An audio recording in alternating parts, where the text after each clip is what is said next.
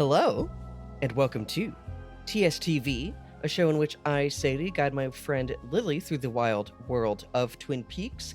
Today, we're talking about Twin Peaks The Return, Part 4, also known as Brings Back Some Memories. And I have reclaimed my throne as the podcast introducer. Lily, how's it going? It's going pretty good, Sadie. It's going well. Yesterday we had a baby shower for my sister-in-law. Oh my god, exciting. Yeah, I'm like a month away from being an aunt. Isn't that crazy? Hell yeah, that is so exciting. Oh, Yeah. born to be a cool aunt.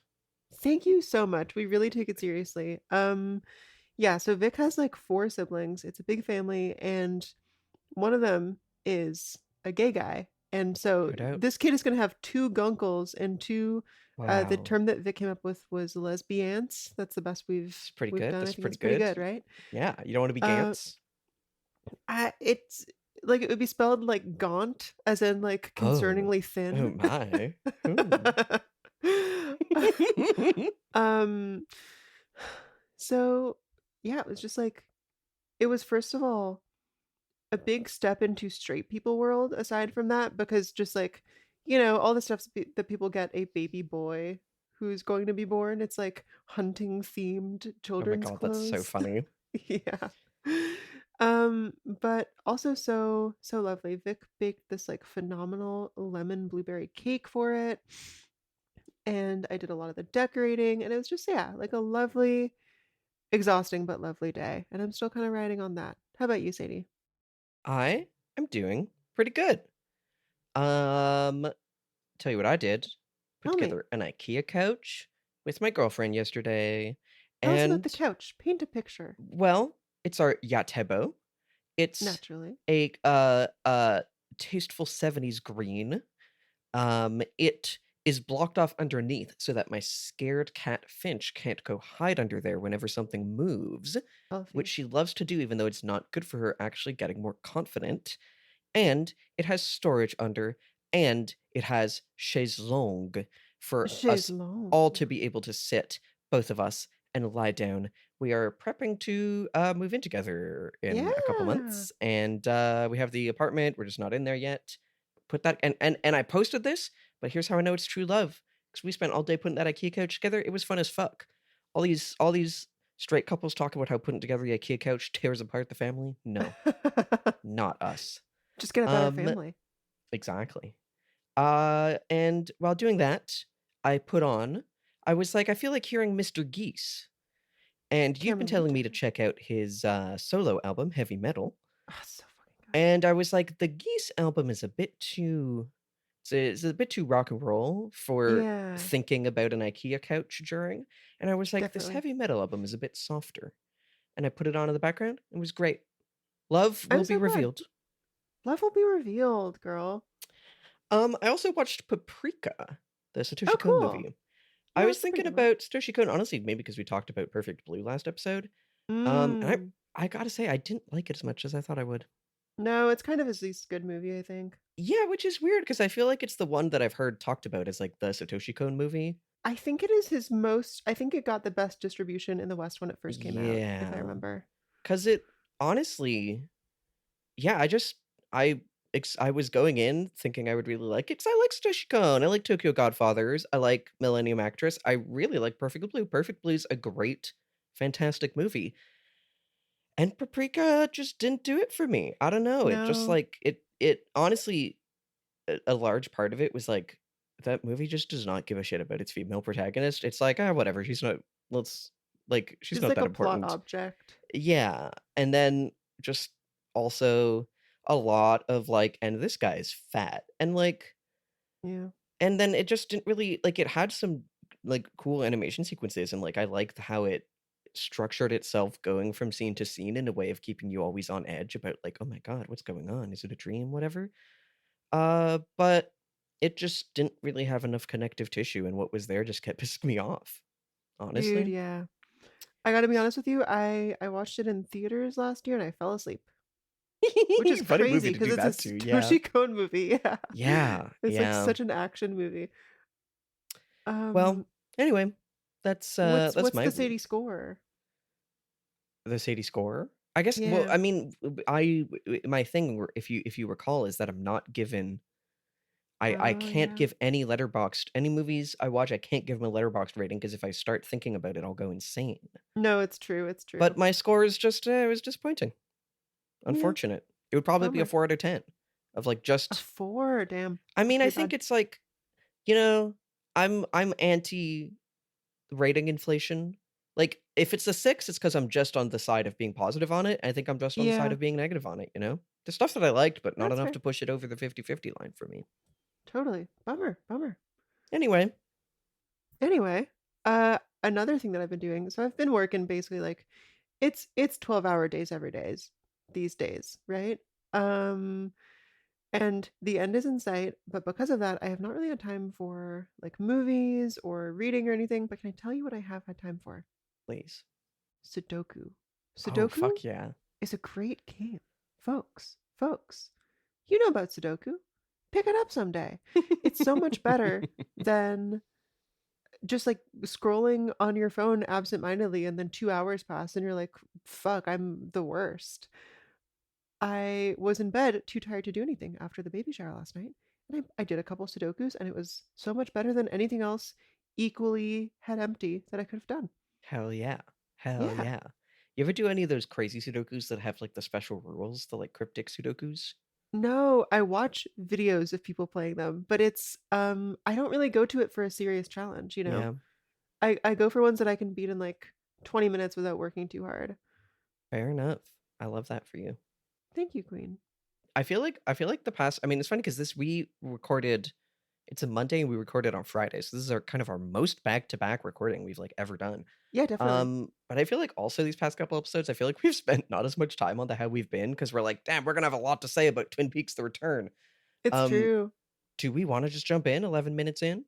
Damn, that's kind of crazy, isn't it? Let's try to come up with one last thing to say. Sure. I watched Beep, beep, beep. The Two Towers. I almost called the movie The Twin Towers again. The Twin Towers. Oh my god. Definitely as a kid, I think being introduced to the concept of 9/11 because it happened and The Lord of the Rings because I was starting to be old enough to like have books read to me and trying to read them myself at the same time. Mhm. I definitely for a while was like The Two Towers is about 9/11 in some way, Oh right? my god. Oh my Like they god. just seemed connected to me as Mm, concepts. that's really really funny. I love how kids' brains just do that.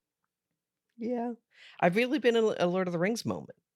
It was, like, time for Maya and Mai's yearly rewatch, Oh and yes, we're catcalling Aragorn. He's a slut. He's yeah. out there with his fucking greasy hair and his dirty fingernails, and he's throwing those doors open like, you know? Filthy. He's I Did I say this last episode also when we were I talking? don't think so. I mean, here's the thing. This is Maya and Mai's Lord of the Rings traditions. We watch the Lord of the Rings movies, and we're like, "Aragorn, I know he is desperately strapping Arwen down. Like he's Wow. like he's dying. He's He's you know, dying. That's crazy. it's just all there, and you see him, and he's like fucking like doing his little Oh faces. wow. I've never. This is Maya introduced this to me, and I was like, this is so true. He's the most catcallable man ever. Ah, I Why love is he? Why this. are you doing that like that? You know? I have not seen these movies since I was like 10, so I can't really comment. I hadn't I also had, like, only really seen them and I think I've just, like, fallen asleep and never really finished them as, like, a kid or a teenager, but Maya's a, like, once a year, it's time to watch Lord of the Rings, and I love then that. now I'm on board with that, and now I'm reading it too, so I'm like, "Fuck it, Yeah. I'm reading Lord of the Rings." Told you Oh, about very the cool. quick duck. The quick duck. That was very Yeah. Well, do you have well. more? It has literally been, like, 3 days, so I know there's not really much, is there? Oh well, the new Mitzi album came out. Oh, yeah, I only listened to a couple songs, have you fully gotten to know it, would you say? I've listened through like once or twice. It hasn't totally clicked for me yet. Yeah. Um, I honestly, for me, The Land is Inhospitable was like such a high Yeah. watermark and felt so cohesive in the way that, Mhm. like, her stuff since puberty too hasn't really felt for me. Like, Mhm. even Be the Cowboy I was kind of lukewarm on, Yeah. admittedly. And this one does feel a little more like Be the Cowboy or Laurel Hell in terms of, like, we're jumping around into 3 or 4 Mhm.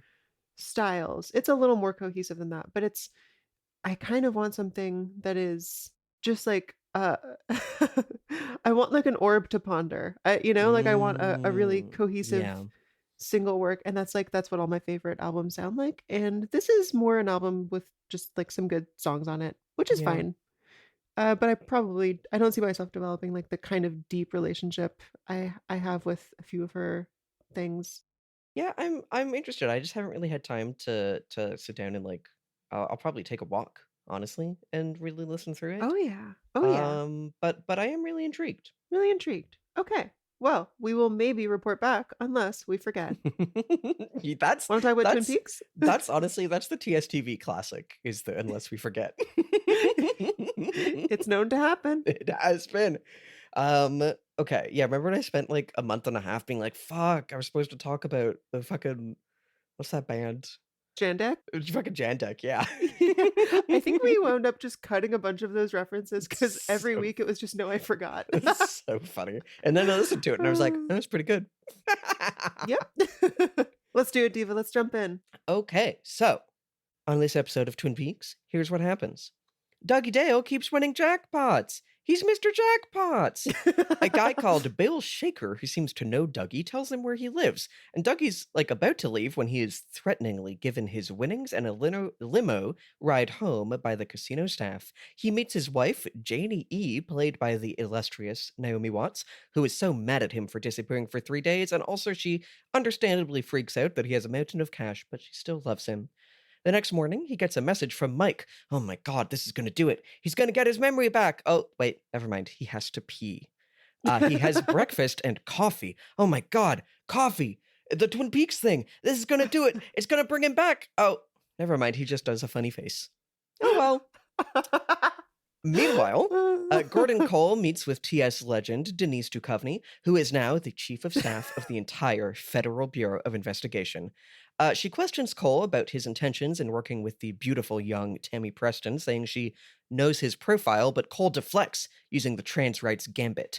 Then he goes to talk to Mr. C in prison, who is what that phone call last episode was about, and Mr. C tries really hard to seem normal and fails. Afterwards, Cole and Albert are skeezy about Tammy, and Albert tells Cole that years ago, Philip Jeffries asked the identity of their guy in Colombia on behalf of Mr. C, and then that guy was killed. Meanwhile, in Twin Peaks, we meet a bunch of people. The new Sheriff Truman, and Bobby, who's a nice boy cop now, and he cries remembering Laura Palmer, and it's genuinely really affecting. And Chad, who is not a nice cop. And Lucy and Andy's son, Michael Cera, doing an insane Marlon Brando impression. Also, we learn that maybe Mr. C killed Garland Briggs, and that Lucy, God bless her, just cannot understand cell phones. Lily, what do you think of this episode? Oh, man. This is I used to pray for times like this, Sadie. It's like it's so delightful to know Yeah. that this show can retain a certain level of quality when it's not doing the super consequential or lore heavy stuff. Like, last episode was superb because it was, I don't know, just really symbolic and dense and weird, and this one is just like, this is the closest thing we've gotten to an episode of Twin Peaks, you know? Yeah, This would be season 1, absolutely. episode 4, season 2, episode 17 or whatever, you know? Yeah. Um, and it's still really good and still gave me a lot to chew on. Mhm. Um, I've sort of been developing a theory, like, starting last episode going into this one, about a sort of a certain theme of this stretch of the show, and I would love to introduce it now so it can be, like, in the back of our mind. Yeah, I love it, please. Okay.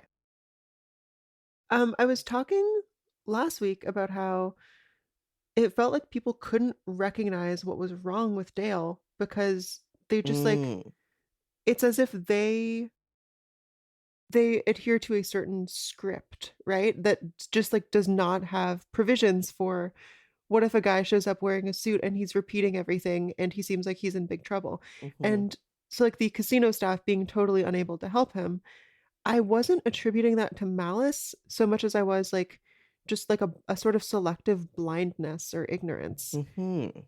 And I feel like this episode has given a lot more of that. It's not just the casino people who are sort of trapped in their archetypes. It's also Dougie's wife. You said her name is Mhm. Janey? Yeah, Janey-E. Janey-E. None of them have a Uh normal name. We'll get there. shout out to Sunny Jim, but um Yeah, which implies that his name is Jim Jones. why does it imply that? Well, Dougie's name is Dougie Jones. His son is Sonny Jim. Oh, oh my God, Like like Jim Jones, the Jonestown. the like cult leader and murderer. Oh my God. Oh my Y- God. yeah, Oh, yeah. that's completely crazy. I believe Jim Jones is the is the Kool-Aid, like drink the Kool-Aid and we all die thing. Yeah, like pseudo communist cult leader who got like 700 people to kill themselves. Really, really Yeah. just atrocious. Oh my God, that's nuts. To provide like one or two more examples, I also see this with the cops responding or actually really ignoring Bobby in his time of crisis. I also see Mm. it with the new Sheriff Truman and Wally. Mhm. And it just Mhm. makes me very sad. It feels like the show is sad about people. It's like sad about tropes. It also finds humor in them, but that feels new to this season to me. Yeah. Yeah. I like that. I like that a lot. I think let's Thank you. definitely keep an eye on that. Wonderful. What did you think of this episode? I mean, this episode's a blast. It really is like I said it in the content warnings, it's like a breather after the last couple episodes, and Oh it yeah. really is. It's really like we needed this break like from everything that was going on last episode, you know? And despite that, it is in some ways crazier. Like, to be honest, Michael Cera jump scare is like as destabilizing as the like crazy like editing frame rate stuff going on last episode, you know?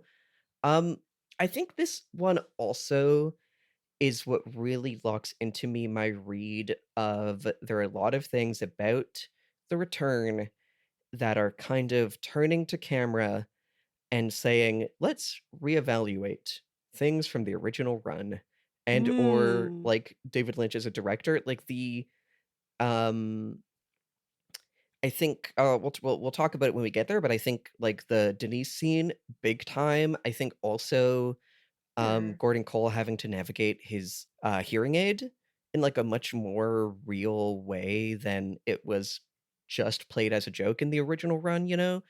And like all of the hey, is Gordon being kind of weird around Tammy? I think it that I think contextual like the how much there it really seems to be doing all that is what I think makes me think about in earlier episodes when they'd been talking about stuff like that, like even Hawks, like, and you'll use your heritage or whatever. Like it I think it this how much I feel that in this episode it was is what makes me Mhm. feel like that is something that's going on.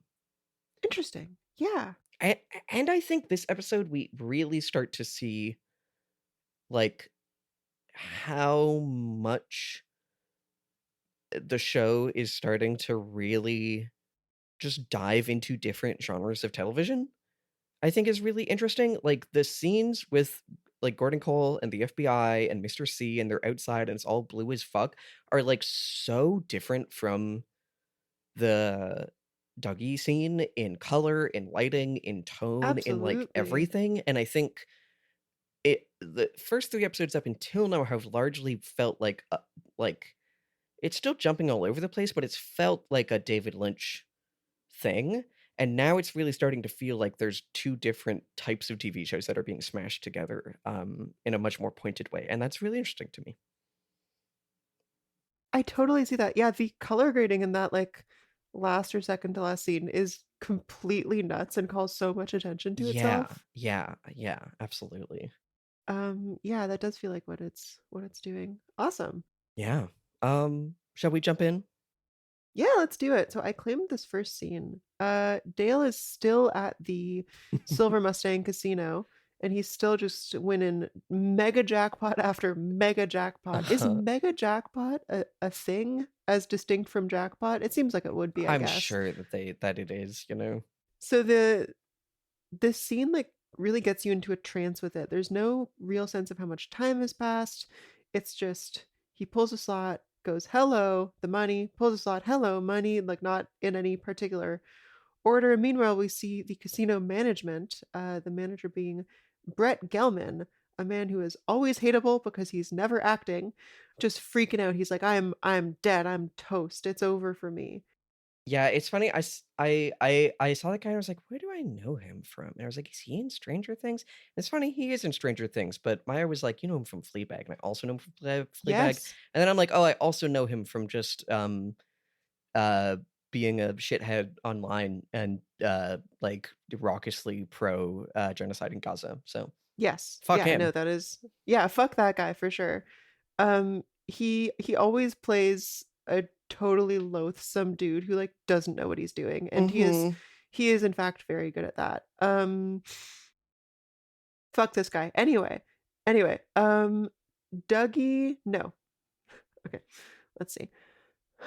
Um, Dale is sort of just, like, wandering the casino a little bit aimlessly, and, an acquaintance of Dougie's comes up and goes, Dougie Jones, Bill Shaker." And this guy Bill and his, like, I guess girlfriend or wife just, like, strike up a conversation with him in which they kind of notice that something is wrong. Mhm. Um, this guy Bill is basically just trying to act like nothing is off, you know? He's just going like, "You look like $1,000,000. Is it the diet?" As opposed to like, Mhm. "Hey, you're not really speaking. You look really troubled. You have what's going on, you know?"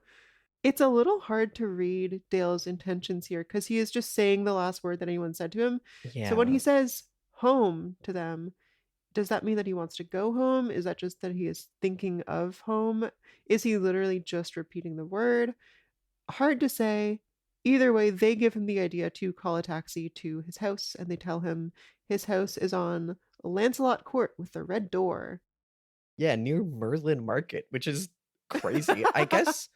Like, I guess in that sounds like a thing they would call some shit in Las Vegas, but also, girl, what? I thought they were in. Are they in Vegas? I think they are I in thought this was. Vegas. Oh yeah. You know, I assumed that this was also South Dakota somehow. It just feels so like such a dead expanse. Like there's No, very no. little Yeah, going no, on. it's Vegas, it's Vegas. Okay, no, that does make more sense. Um anyway, as Dale is trying to leave, one of these casino like staffers runs up and kind of grabs him by the arm and politely but firmly escorts him into a back room where what's his name? I don't know if we get the casino manager's name, but he is waiting with a huge bag of money. The security guard or whoever like sits Dale down at the desk and does a little cuckoo expression, you know, like he like swirls his finger around his head to let Brett Gelman know like this guy is crazy. And then they just have like a really odd and kind of funny exchange where Brett Gelman's dude is clearly trying to like play Dale, but he doesn't know what kind of guy this is, Yeah. you know? So he tries to offer him like we can get you a room, a good meal, some companionship, which by the way totally proves my whole thing about uh this being a one-eye jacks type place. Yeah, They're yeah, like presumably they also absolutely. have a Yeah. brothel or something. None of it really works. Dale says that he wants to go home, or I guess he just says Home. Lancelot Court, Yeah. taxi ride. Yeah. And so they get him a limo. But before he leaves, Dale looks up at the camera on the ceiling, and the casino manager sees an opportunity to be a little scary and powerful. You can see him getting the idea. Mhm. So he goes, "That's right. We're watching you, Mr. Jones." Yeah. And that's the scene. What do you think? Silly scene, silly scene. It is really great that it's, like, has become night and he's still just getting jackpots. Yeah, Um, 30 in a row is what they Also, said. I know you were kinda like, "Oh, do I call him Dale or Dougie?" I think it's honestly, in my mind, he's just Dougie Dale. He's just, Dougie Dale. you know? But That makes sense. I think it's okay if they're interchangeable. But Okay. It's interesting, we were saying last time, like, is this power that he has causing jackpots or just knowing where they are? And it does feel like even if there were a full bunch of people all pulling slots at these machines, there wouldn't be 30 jackpots in a day. No, It no way. feels like it No way. is, like, also influencing the world to make there be jackpots. I I think really you're right. like, there's the lady who last time was like, "Fuck you," but now she's like, "Mr. Jackpots, tell me which one it's gonna be," and he does, and she gets it. She's like, "Thank you, Mr. Jackpots." Um, which is interesting, like, we're seeing Dale in this personage still, like, be loosely helping people, you know? Like, a little bit, like, he's still just, like, kind of just Sure. floating around, but is, like, trying to help this lady. Uh-huh. Um, also, I made a new tab in this document. I think I'm gonna do this from now on. I'm just gonna record our facts.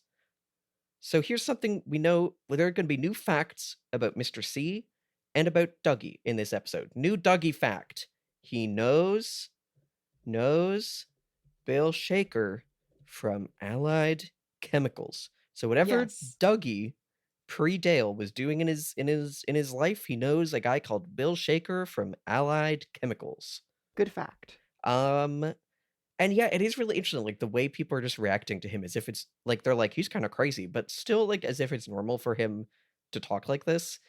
Um, but he is also seeming to start to understand things a bit more, like, he understands Yeah. out front, you know, and he understands, like, Mm. taxi ride, Lancelot Court, like, he's starting to put things together a bit more. I also just wanna shout out, to the pit boss's little, pen holder that's a bunch of dice, because he's in the casino. Yeah, it's good. That's good. So, yeah, shall I just take us to him actually getting the ride home? I guess one last thing I'll say about this one is, Brett Gelman, you're saying his job title is the pit boss? Yeah, that's like he's the guy who's the I would say that from what we're seeing of him. Like, guy whose job is to oversee the casino and make sure no one's, up to any skullduggery. So, Brett Gelman, pit boss. Um, he is treating Dougie Dougie Dale, as if he's like a regular client who's won big, even though it should be obvious that he has some kind of supernatural ability. He has not lost a single Uh-huh. time, and he can point, even before approaching a machine, to what's gonna be a mega jackpot. So his Mm. strategy feels very trapped in his, like, archetype or his, like, Mhm, social mhm. role. If you get a normal, casino gambler who wins big, you do wanna keep them there, Yeah, so that they can continue gambling and lose all the money they won. uh-huh. And he is like, "Please come back," yeah. But there's so clearly, like, that is so clearly a bad strategy for this guy, and it feels like he's just blind to that, you know? Yeah, yeah, I love that.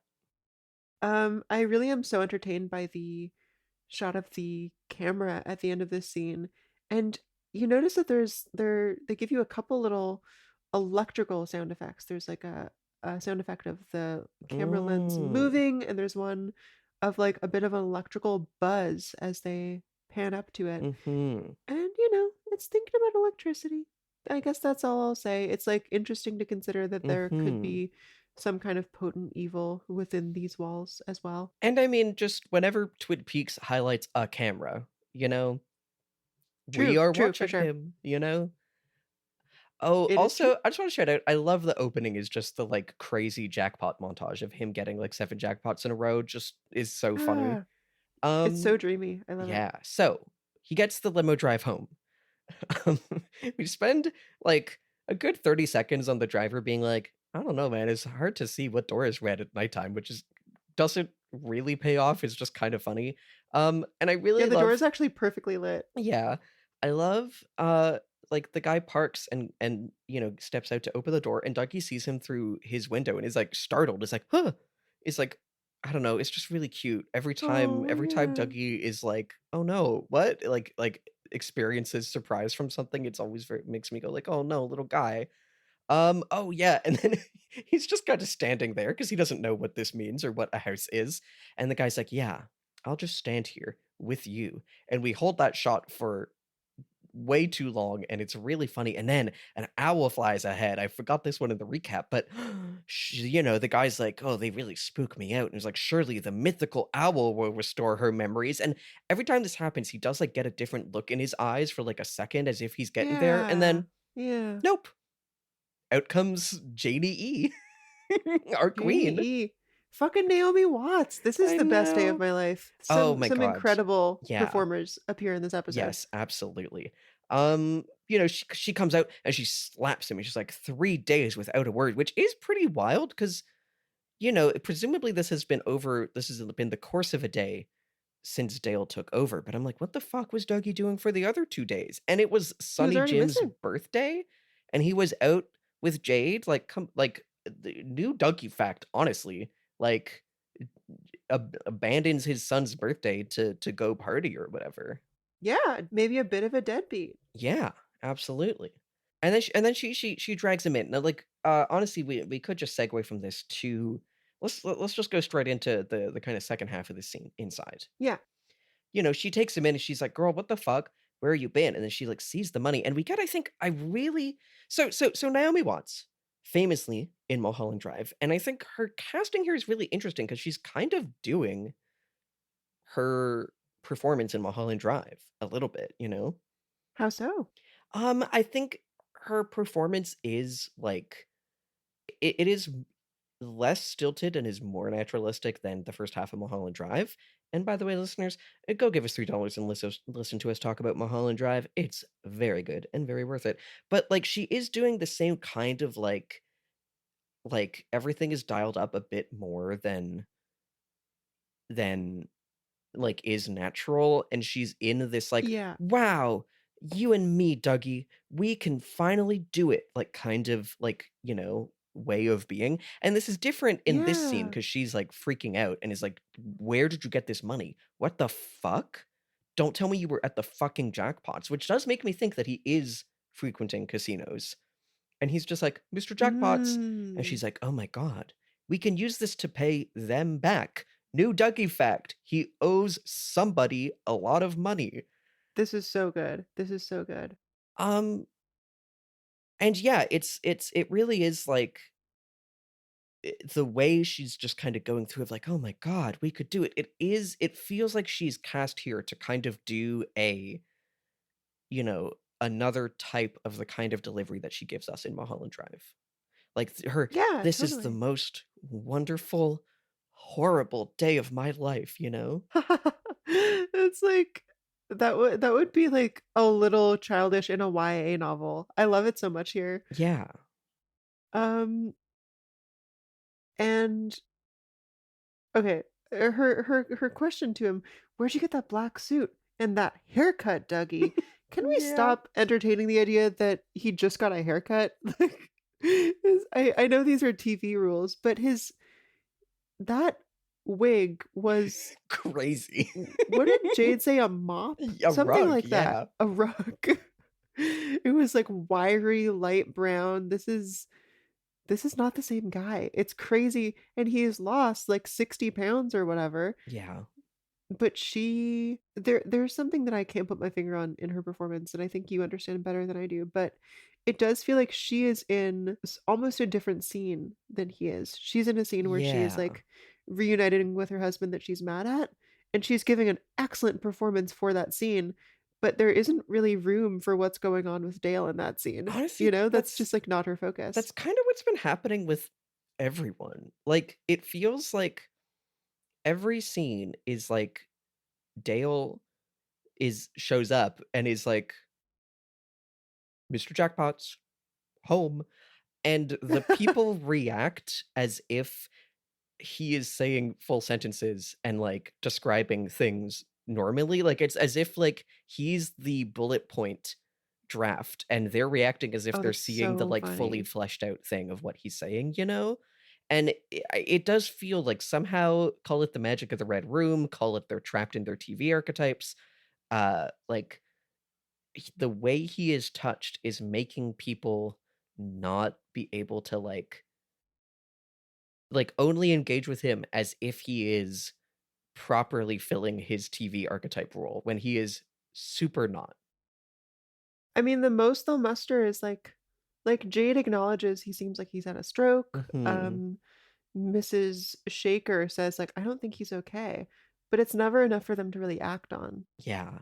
Yeah, absolutely. Um, and yeah, also just we did talk about it in the recap, but it's crazy that their son is named Sonny Jim and her name Sonny is Jim. Janey-E. Like, what's going on? Where are we? No, it's so weird. It's so, so goofy. It feels like it's like, ooh, maybe I'll talk about this in the Mm, next Dougie Dale scene with, like, the okay. green suit jacket, but Okay. it's like American hominess, but just, like, turned to 11 in a way that really makes it feel Like noticeably saccharine? artificial and Yeah. forced. Yeah, Yeah, absolutely. Um, Sonny Jim. Sonny Jim. Who calls their son anyway. Well, listen, we've had one queen back. How about a second? 2nd queen, new queen just dropped. Okay. We are at the FBI headquarters in La Philadelphia, and, mm, Gordon Cole is coming to meet with Denise Bryson, who has been promoted many times over, and she is now the chief of staff for the entire Federal Bureau of Investigation. Don't you love saying that whole thing sometimes? Federal Mhm. Bureau of Investigation. Um, he comes in and has a funny little exchange with presumably like Denise's secretary or assistant. He asks him, "How's Martha? She ever fix that thing with Paul?" And to which the assistant responds, "Paul is now in the North Pole." Well, there you go. I It's so this is funny. just like the outlines of a story. It's Mhm, really, really funny. mhm.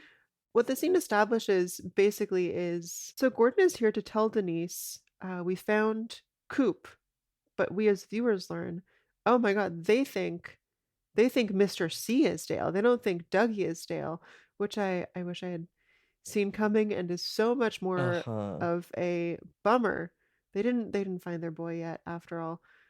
And they have this really wonderful exchange about how it's like, it's tough being a woman in this job. You need to grow balls of steel. Mhm. It's a bitch sometimes. The screaming hormones is what Denise says. She is inhabiting this role. She, oh my god, David Duchovny. Abs Yeah. At like with in a way that really feels like a maybe 60-year-old woman who's really like at ease with herself. Mhm. And like it's actually a really excellent performance, I think. This is like Denise feels like a fully fleshed out person who's had a past 25 years of personal life. Yeah. Yeah. She kind of raises an eyebrow at Gordon saying that he's going to bring what's her name? Not Therese. Tammy Tammy, Preston. the very beautiful and about 30-year-old FBI agent to investigate this Dale thing. Um and they have this well like you were saying, Gordon basically deflects by saying like you were a wild thing, Uh-huh. and when you became Denise, this is the famous line. Oh Yeah. my god. I told all your colleagues, those clown comics, to fix their hearts or die. Oh my god, I've been waiting for this day. Yeah. This is the famous line. It is the famous line, and this scene's really interesting to me, and this definitely it Uh-huh. feels like there's a lot of turning to the camera in this scene. Mm. I mean, Okay. one, honestly, just like even before the analysis, I just wanna say, it is so funny to have this character say the line, "I'm speaking more as a woman now than as the chief of staff of the entire Federal Bureau of Investigation," is a Oh, crazy fuck. line, and I think it is really Mm. interesting to be like, "Oh, Denise, maybe we had a bit too many jokes about her back in season 2. Let's show that we respect her as a character. She's now the chief Yeah. of staff." And, like, obviously, David Lynch saying into camera, "I told all those clown comics to fix their hearts or die," is, like, a very obvious, trans rights thing. There's a reason it gets shared around, but it is also really interesting that in character, he's not doing that out of the goodness of his heart. He's doing this because, like, I think it's really important. that, the things she's saying Mhm. more as a woman than as the chief of staff of the entire Federal Bureau of Investigation is, Mhm. "Hey, Gordon Cole, I know your profile," which I imagine means, like, you have slept with beautiful young women agents in the past. Is it appropriate for you to be taking Tammy Preston with you on this? Like, what are your intentions there? Yeah. And, certainly we get him and Albert, like, scoping her out at the end of the episode, Yeah. and it's like he says, "When you were Dennis and you were a wild thing, I had enough dirt on you to fill the Grand Canyon, and I didn't because 'cause you're a great agent. And when you became Denise, I told your colleagues at Clan Comics to fix their hearts or die." And Yeah. it's like a, "Oh, listen, if you wanna get on my case for impropriety, I could get on yours. I have all this dirt on you, and I don't, and I Yeah. support." And it's like this, like, trans rights support is I think it's being put in the show unconditionally, but the character is saying it with the implication that it's conditional, that it's like, if you were to Mm. really get on my case about this, I could not have your back, and I could spill some dirt on you, Yeah, which is, yeah, like, so it's much more compromised, you know? absolutely. No, he's very And compromised. I and, he's, like, also flattering her. He's like, "There's enough room in this bureau for more than one beautiful woman."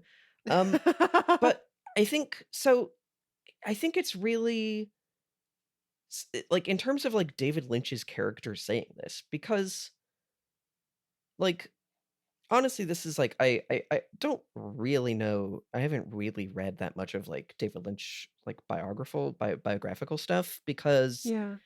I don't know, whatever. Like, I know things, but um like, he did have a reputation for, like he had, how many wives did he have? Let's pull up I the think Wikipedia. 4? Yeah, like 4 or 5. I think, well, let's just, Wikipedia can tell me the answer right now.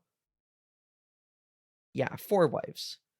And also, was, like, dating Isabella Rossellini for a long time. Like, I think Mhm. certainly had a reputation for, like, getting really into a film project and, starting a new romance with a young woman who was on that film project with him, and then that would happen again next time. Like, Man, it's okay. like, I think it's worth noting that, actresses like Naomi Watts and Laura Dern, like, women that I've worked with a lot, have great things to say about him, say that he was very respectful, and, like, it's not like Isabella Rossellini, or I'm, looking at the name of these wives here, at least that I know of, have come out and, like, said anything untowards about him. But it is Yeah, like, you know, that's still something. Like, that's not nothing, that was, like, like, ha pattern in his life as a director, and I think definitely. then for to have fucking Denise Duchovny here saying this to him as, like, "By the way, hello, David Lynch's character, I know your profile." And, like, he was also working very closely with Krista Bell, who, plays Tammy Preston. One of the last things before he Mhm. died, when we were like, "Oh, he's teasing a new thing," and it was an album, I think, that he was doing with Krista Bell. Um, Oh, it was with her, interesting. yeah, yeah, like, it feels very pointed to have that, and it's, I don't know, it's really interesting for him to make that choice to, like, self-implicate so directly in this Yeah, way, and I think that I'm old that school, you know that. Like, yeah, yeah. he's saying, "This is part of my personality." Well, and it's like, I'm old school is like, girl, what do you mean? Like, yeah, the old school of, like, ogling young women, but it's like, it feels like Yes. I honestly, I think it is really interesting that, like, if David Lynch sees that as true of himself, and, this could just be this scene as this character, but it's, he plays the character for a reason. I think that, like, that makes, I think, like, honestly, Mhm. there's a way that could be, that feels like the kind of, like, telling on yourself that, like, I don't know, I think about, like, Woody Allen is, like, the thing that jumps to mind for this, of, like, when men will make, like, art or media that tells on themselves in this way, and it's just like, it doesn't, it's like, it's not about really addressing behavior, it's about like some weird exoneration or uh Mhm. like exhibitionism or whatever in like a really gross way. Mhm. And this feels different. It feels like part of Twin Peaks The Return, what it's doing and like is very seriously interested in is looking at David Lynch's career and going, what about that? Mm. Like let's bring back Naomi Watts from Mulholland Drive. Let's like take another look Dang. at ways that like, different instances of representation were handled in the original run. And it feels like Sure. in doing that it's not shying away from David Lynch sitting down and being like, I have a profile. This is known. Tell it to me, Denise Duchovny. And I don't know, it's really interesting. I don't know. Yeah, yeah, this scene definitely, like, makes me understand a little bit more. The whole hawk thing, it has something to do with your heritage. You were interpreting that as somehow critical of Hawk's depiction, in the first couple seasons, and I wasn't really getting that, but knowing that this is maybe more of a continuous theme makes it make more sense. Yeah, and I'm still not 100% on that read either, but I think it makes me think about it how much and in other parts of this episode, it is doing that of, like, reevaluating stuff from the original run. Um, I do also just wanna say it is really funny that I think you made a note of this too. In this vision of things, Denise says like, "Oh, and the screaming hormones," and then after he walks out, she like fans herself for a second. This Yeah, is a world in which she had the sex change so successfully that she's now also undergoing menopause. that's it's so funny. it's I so funny. I I love this because it's it's like I'm very endeared to the notion that she is considered just so fully a woman that, like, of course she would have menopause. We don't need Yeah, to look into that, you know? yeah. But then also, like, of course, her saying like, "Yeah, I need to grow balls of steel," is such a like, I don't know. It is really just like throwing a lot at the screen in terms of we made this trans character that was made. I don't know, what do we think about that? And just, like, really thrown it all out there to, like, for us to consider. I kind of appreciate that line because she's saying, like, I am a woman and I want to be able to, like, be a woman, but people are asking me to behave Mhm. like a man. Like, that would actually feel complicated in her position. That's interesting to me. Yeah. And, many such cases when women are in positions of authority. Of course, of course. Yeah. Another thing about that screaming hormones line, when she says screaming hormones, that's the first time we see Gordon's hearing aid act up, which I thought was Mm. interesting. And in this episode, Gordon's hearing aid like acts up a few times or just like becomes really loud or shrill or Mhm. like unpleasant. And I can't really figure out when that happens, but it's Mhm. it's interesting that it first happens when she says the word screaming. Yeah. That is fun. Um I don't know what that's doing, the hearing aid thing, but anyway, I have thoughts um, about that, but I think I'll hold that for the scene where it really comes up. great, wonderful. For now. Wanna keep moving? Yeah, absolutely. So, back in Twin Peaks, it's Lucy time. Lucy is calling Sheriff Frank Truman. Frank, good Yeah, to know. yeah. Honestly, I don't know that this episode told us that, but listen, you can know his first name is Frank.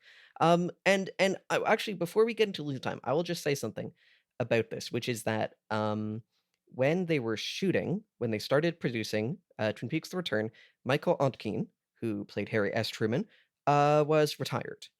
And Mhm. I believe David Lynch and, the production team contacted him to ask if he wanted to be in Twin Peaks: The Return, and he said, "No, I'm not gonna leave retirement for that." Oh, interesting. Yeah. Um, which is, if you're retired, you're retired, fair enough. Now so here's something interesting. He was, I'm kinda just looking at Michael Onkin's Wikipedia page right now. He was replaced by Robert Forster, who we now see as Frank, who was initially David Lynch's first choice to play Harry Truman in the original No run. way. Yeah, right? Oh, interesting. Robert Forster, like, one of the greatest actors of his generation. Yeah. And No disrespect to the guy who played Michael Onkin? yeah, Michael Onkeen, but he was one of the less good actors in the original run, in my opinion. Yeah, I think that's broadly true. And I think this is to me in line with the like we're thinking about the recasting of the arm. We're thinking about Jacques Renault coming back as whatever the fuck Renault. I think it is really interesting, and again, just like a reflection of where it is literally 25 real life years later to be like, oh, we can't get this guy back. We're gonna get Robert Forster, who is basically he's basically playing Harry Truman. He Oh, yeah. and like the character is basically the same guy, and he is like, he is giving all his delivery and everything in a way that it could just be Harry Truman giving it. He was the first Uh, guy for the role and just being like, "Oh, he's his brother." and they still call him they don't call him by his first name or anything, they call him Sheriff Sheriff Truman, Truman. yeah, which is really interesting, I think, as a way to handle Yeah, that, and, like, I think different character, same name. yeah, and just, we're not recasting the character, we're respecting that that's, like, Michael Ontkean, but just, like, he had a brother we never knew about, the brother is the same guy, he's here, is really interesting. I Um, know, Yeah, I really like it. anyway, as for what Lucy's actually calling him about, I wanna Oh roast you my for a second. god. I see your note. Sadie, please take this one. I do not remotely understand Lucy's issue with the furnace. This is such a I don't think Lucy understands her issue with the furnace, to be honest. I think this is such a Lucy being like, or Lily watching this being like, what does it mean? I think Lucy's question is just, what happens when we're not here? Is the furnace, is the thermostat still heating things when no one's here? Does the But building stay warm? but what do you mean? Like, what's the q what? That's not a question. What do Yeah, I you believe you've identified the joke. Okay, okay. Sorry. Um, but Lucy's very confused and just wants to understand what if no one's there, does it still heat? And does it know if no one's there, and how would it do it? A lot of questions. Um, anyway, she's calling Frank Truman on his cell phone, and this is an issue because he was in the mountains fishing, but through the power of cell phone, as they were on the phone, he's come back and walks inside, and she freaks out and like faints in such a way that she like literally like flies backwards on her chair as if propelled. Yeah, yeah, it's like a horror movie, like, time actually speeds up to make it more impactful. Yeah. Yeah, absolutely. Um, and, Andy with his big fucking pillow in his shirt is there, to try to help her, and he goes, "Oh, I hate cellular phones," and she goes, "How is this possible?" I just wanna say, of all the things from Twin Peaks: The Missing Pieces to be followed up on, do you remember that scene of The Missing Pieces where she was, like, talking on the intercom to, I think it was Harry, like, downstairs, and then he comes up, or maybe it was Andy, and she was like, "What the fuck?" And that is her trait that has followed through 25 years here. Wait, I'm so sorry. Would you mind repeating that? So, if you remember in The Missing Pieces, there Yes. was a scene where Lucy, it's like Andy and Harry were like in the basement, and Lucy was talking to one of them on the intercom. And it's like, oh, you need to go check it out. Someone, Josie Packard saw something. And Andy comes up while she's like talking on the intercom to him, but he's left the room downstairs and she's going on. And then Harry appears and he's like, ah, what the fuck? And like Andy comes up Oh, also, and then she's yes. like, what the fuck? What's going on? And they run in, they That's such a crash funny into little each other. scene. And I think as it is very funny to me of all of the like Lucy traits, and all of the scenes from the missing pieces, the deleted scenes from Fire Walk with Me to like carry forward into this. We're Yeah, getting the one where Lucy gets really confused about talking to someone remotely and then they're there in front of her. that's so funny. When we did the Missing Pieces episode, we did the tier ranking, Yeah, right? yeah, And one of the yeah. tiers was, "This is setting stuff up for season 3," and I didn't think this was one of those. Yeah, it's really interesting. What do you think about this like trait of hers? That's honestly kind of why I wanted you to claim this scene also, like, I don't understand what the trait is, it's just that she forgets that there are cell phones? Yeah, I think it's like in her mind, if she's talking to someone on the phone, they're over there. And then if they appear in front of her, then she's like, "That's fucked up. That's not supposed to be possible." I don't know. I think I really like it. Like, obviously, it's comedic, but I think that it is like, the other bit of the scene later when like Andy is like reassuring her and explaining to her, and Yeah, he's like, "You're so good at every other part of your job, but this keeps happening over and over." It is like, oh, poor Lucy. And I think it is also it's like, true. I think this is a great thing that, like, it's totally new, but also feels very connected to Lucy 25 years ago. It Yeah, feels like Lucy 25 years ago who was like, "I need to over explain everything and tell everyone where everything is." and then 25 years happen and, like, Dale Cooper disappears and, like, traumatic events and whatever, and this translates into her have being like, if she's on the phone with someone, she's like, "Great, this person's over there. They're not in front of me," and then if they appear in front of her, she's like, "That's fucking scary. What the fuck?" Yeah, like, character-wise, it totally works for me, and I think it's very, like, it's interesting and endearing and sad, but, like, I don't know that I have a I take mean, it does make me beyond think just, of like, doppelgangers, of, like, yeah, there's one of you talking on the phone to me, and there's another of you in front of me. That's fucked up.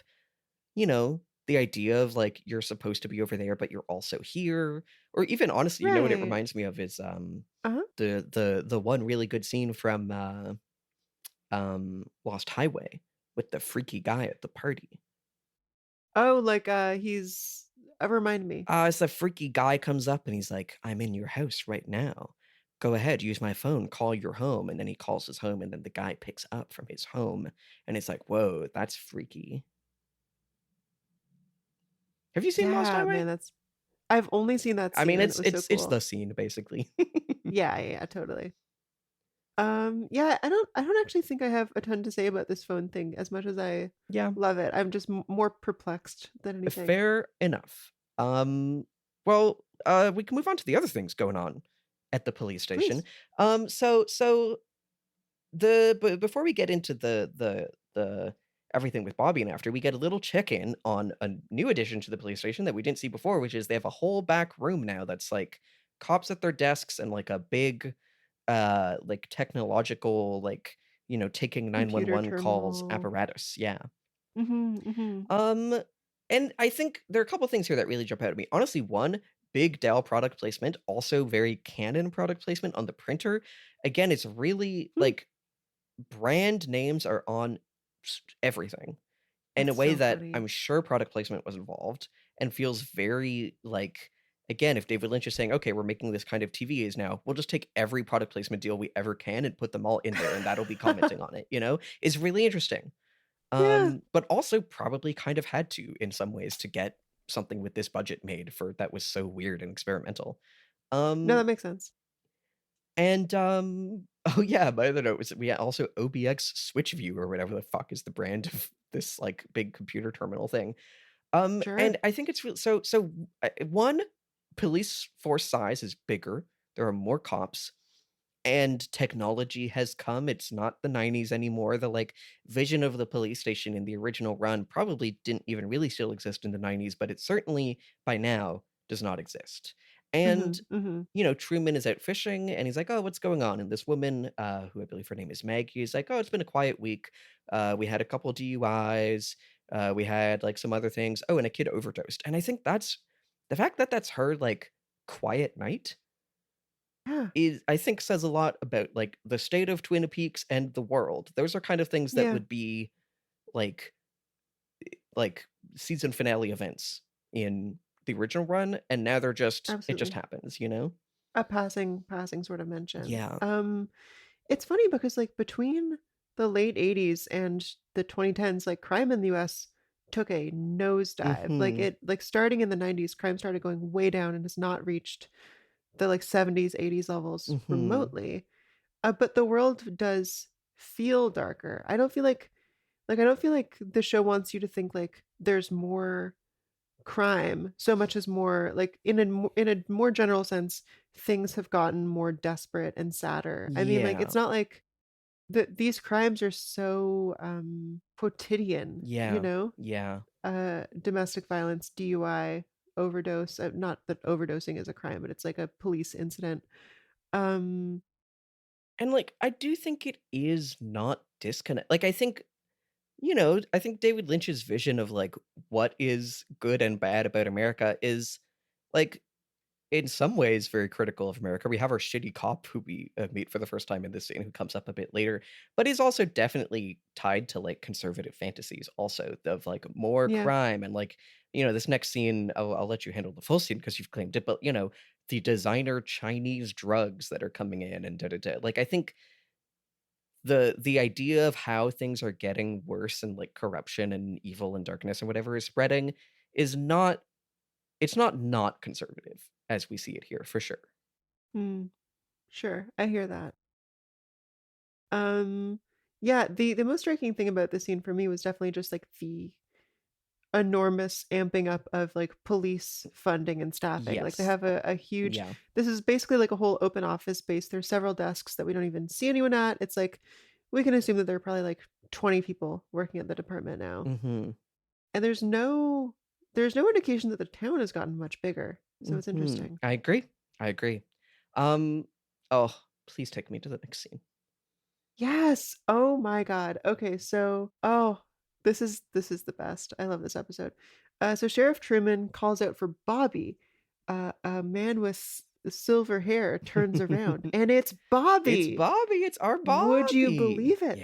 The Yeah. camera, like, sort of swoops in, and we get a few seconds just looking at Bobby look at Sheriff Truman before any Mhm. more conversation happens Yeah, to let this sink it's in. like the biggest kind of nostalgia or like, "Oh my god, it's you recognize this thing" reveal that the show has given us so far. Like, it's been, I think, Yeah. really restrained in, like, brushing past, like, just introducing an old character, even Dale Cooper, and just being like, "Okay, and now we continue." And, like, this is the biggest, like, Bobby does his spin with the swagger that he always used to have, and we do the Yeah. big zoom in and stay on him for a second. Yeah, absolutely. It is just incredible the degree to which he looks the exact same, just Yeah. with the gray hair. Man, this is just great for me. Anyway, they have a little conversation about how there was another overdose, and it's actually a kid that Sheriff Truman seems to know. Mhm. He says, "I'm guessing it was Chinese designer drugs again." Mhm. And he asks Bobby to, like, he basically double checks that he's keeping watch over the various surveillance cameras they've posted up between here and the Canadian border. Bobby says, "I've got eyes on every trail," and Sheriff Truman says, "Every known trail," which kinda reminds me of the thing last episode where it's like, "We've looked for everything, and we've looked through everything, and Mhm. nothing is missing. But if it was missing, it wouldn't be I here." mean, You you know? know what it makes me think about is one of those known or unknown trails is where Bobby shot a guy, you know? Oh, yeah. Sure. You know, it certainly comes in the next scene, but what do you, because you know, your prediction for Bobby was that he was gonna be, like, kind of a shithead bartender. What do you think about this Bobby redemption arc, so far, it seems? I mean, yeah, I guess the show was always very compassionate toward Bobby, even when he was a Yeah. shitty guy. You know, like when he killed someone in Fire Walk with Me, we got a lot of focus on the like horror of his actions. The show Mhm. didn't want us to believe that he was really capital E evil, more so Yeah. just like a shithead or in over his head. I'm not willing to commit to the idea that he is, like, now redeemed himself in any Mhm. way, because his redeeming qualities here seem like the same ones we saw in the original run, uh, but it is obviously interesting to see the former teenage shithead who was always cutting class to sell drugs or Mhm. whatever, now be the cop. I mean, it's it makes a level of sense, and I'm happy it's not like they didn't give this job to the captain of the football team, Mhm. the high school valedictorian or whatever. It would just be some shithead who didn't wanna leave his small town. With that said, seeing him is like seeing an old friend. Yeah, it's interesting. I think this is, like, for me, one of the things that the most, tests my, like, the do we dislike cops o meter or whatever? Like, I Uh-huh. think, you know, which is something that I think we talked about a lot in the original run, but I think is, like, honestly really works for me. You know, again, he killed Mhm. that guy in Fire Walk with Me, but it was so, like, he was so in over his head, and the guy pulled a gun on him and everything, you know? And I think, especially with the next scene of where he, like, kinda breaks down, I think it honestly really works for me of, like, oh, Bobby was so in over his head and, like, didn't know what the Yeah. fuck he was doing and, like, had clearly some kind of, like, "I can't keep fucking living this way, I need to change my life," and I think, like, Mm. I hope that's what it I was. it's how it feels to me, like, he seems very, you know, even this just brief scene we see him, he seems very, like, concerned and, like, he's has his swagger, but he's not sarcastic. He's not like he seems very like I don't know open-hearted, even just in this very brief interaction. And I think that's like fraud. It's caught up in a lot of things. Like you're saying, the idea of like overdose, the opioid crisis is like has to do with the Chinese designer drugs being brought in from Canada or whatever the fuck. And the idea of like, yeah, it is the shithead on the football team who's always skipping class who becomes the cop. And like in real life, that's because that guy's a shithead and he wants to do violence to people and like have authority.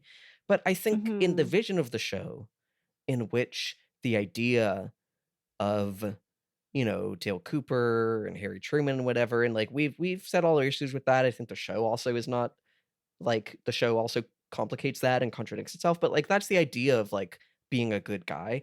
And I think if I put aside my real life politics and think about this as like Bobby had a moment of like this is fucked up. I can't keep doing this and I need to actually just try to like help people and prevent people going down the road I was going down. That really works for me on an emotional level, especially with the scene after the next scene, which I guess I'll save until we I mean, honestly, maybe we just get right in there.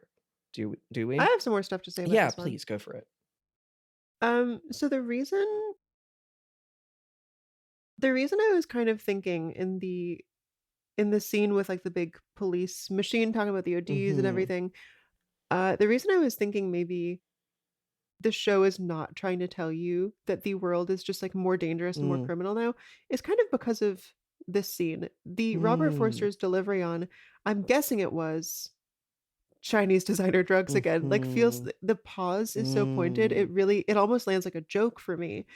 Because 20 like late 2010s is when the opioid crisis in the Mhm. US is like really, really getting Mhm. very bad. And it was in the news like all the time. Mhm. It feels it feels to me like they are pretty transparently like externalizing Mhm. the blame. The same way as his response to this young person overdosing is we need to monitor the border more carefully, Mhm. because Mhm. the danger is coming in from outside. It's Leland versus Bob. It's like, does the danger really need to be external? Maybe Mhm. thinking of it in those terms actually puts us in more danger. Chinese designer drugs, as if like that has ever been a mainstream enough thing to be like, Yeah. you can just bet that that's going to be what's killing people in overdoses. Yeah, it felt pretty pointed to me. But anyway, I'm happy to No, keep it I moving. agree. I agree. And like, obviously that's not what actually like, keeping an eye on the border or whatever does not like change the situations on the ground that lead a high schooler to like take opioids, you know? Yeah, yeah, Um so we then get the other brief scene of Andy trying to explain cell phones to Lucy. I think we both said our piece about that one. And then we have sure. a big scene. We have like everyone in the conference room um going over the Laura stuff. We have a bit at the beginning, I guess before we get to the Big Bobby scene, where like the Big Bobby part of the scene. So Chad, Hmm. which I think if it is very funny to be like, and here's our new character. He's the new young shitty cop. His name is Chad. It would be. Yeah, right? Hey, really quick, Sadie. Yeah. I'm noticing that my fridge just started making an annoying Oh. noise that might be getting picked up. Do you mind if I just like go turn it down really quick? Yeah, go for it. Cool, BRB. Thank you.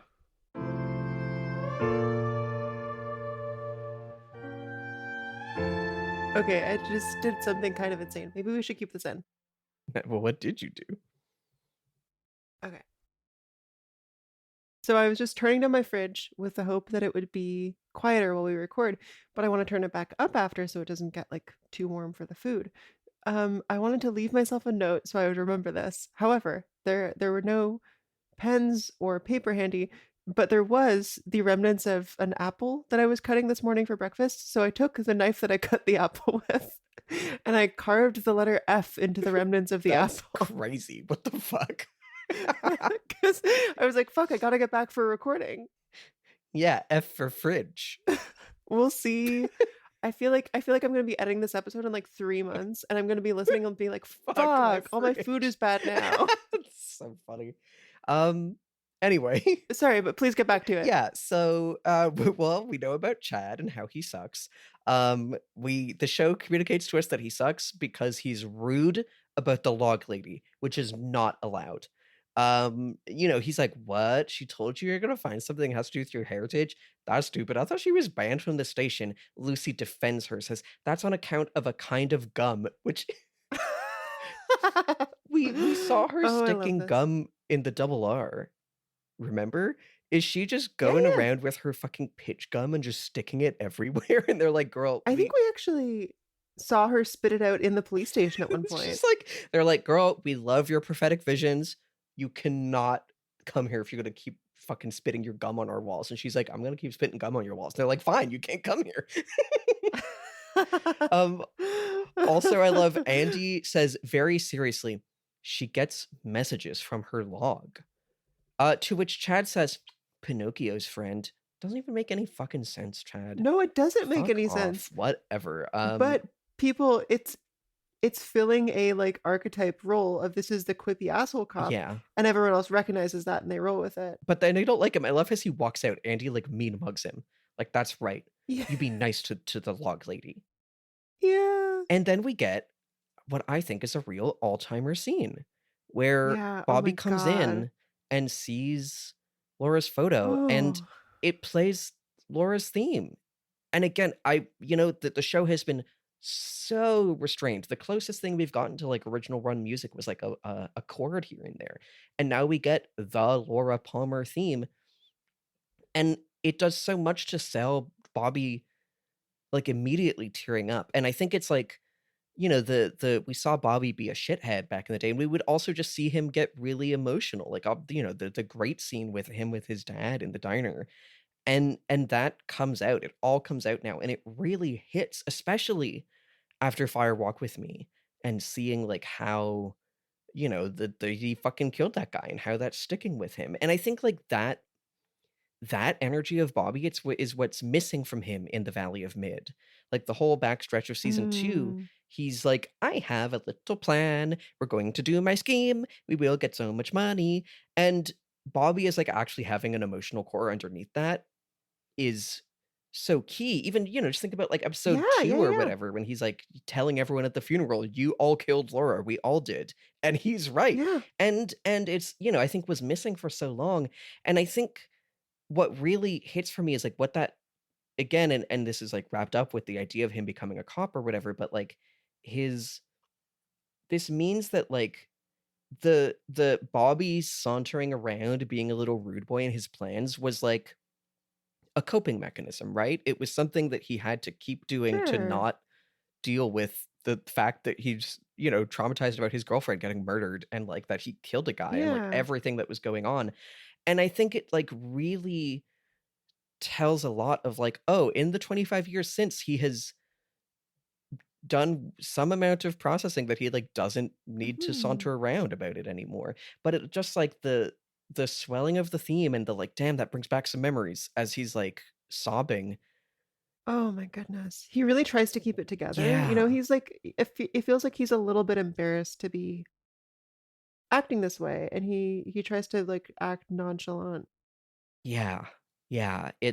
So It's intense. really intense, and it's like, I think for how again, how much the show has been so resistant to, like, buying into nostalgia from the original run, and now 4 episodes in, it lets itself just go all out and show us the Laura Palmer photo and play the Laura Palmer theme and say, Yeah. "Wow, that brings back some memories." Because it feels like nostalgia in service of it's not just a, like, "Hey, remember that?" It's in service of reminding us the core of the show, which is that Yeah. Laura Palmer was murdered. And it just feels grounded in, like, Bobby as a character, and it Yeah, does yeah. so much to build to how like, build our image of who he is now after 25 years. And it really, really hits, and it it's, like, just the right level of indulging in it, you know? I totally agree. Yeah, it really hits, and, like, I don't know, just truly how much he keeps tearing up and, like, I've always been saying he's a Oh, great man. performer of that, of, like, trying to hold it together and failing, and it's really good here. And He's also really also Bobby is hot. Bobby honestly aged Yes! Oh my so god. well.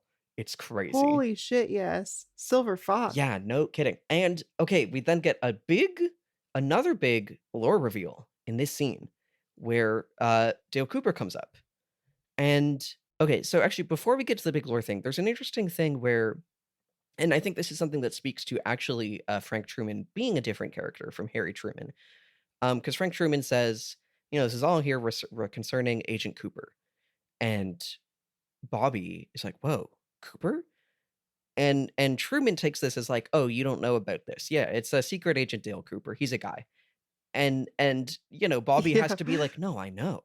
I'm asking that because like Cooper was the last person to see my father alive, which is the big reveal. But I think it is interesting Yeah. for how much they're doing, and this guy's basically the same Truman. They're like there are those things that he misses from not having been a character in the show before now. He doesn't realize how much Bobby knows about this. Um, which is interesting. Mhm. And then we Yeah. get the big reveal, which is he says that Cooper, which I think we can fairly assume to be Mr. C, Evil Coop, showed up to come visit the Briggs house a few days before Garland Briggs died. Which, and then the next day, Garland Briggs died in a fire at his station, which is At a fire. crazy.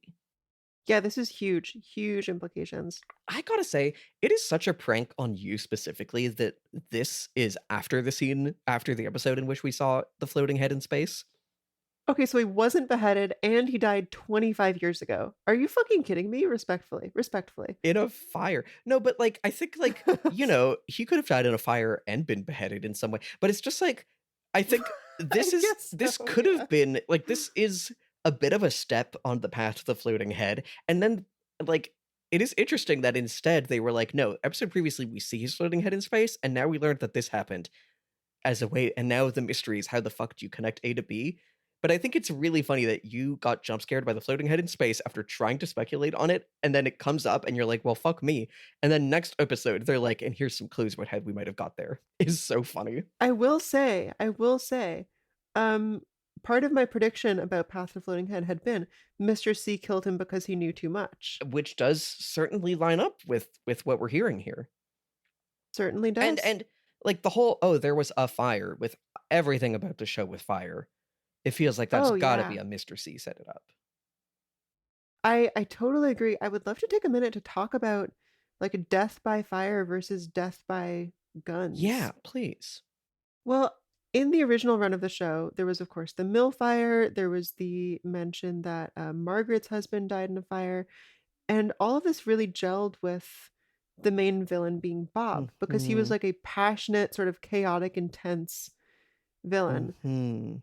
Mr. C, as certainly so far this season's main villain, is like so much. We were talking about how dispassionate he is, right? Mhm.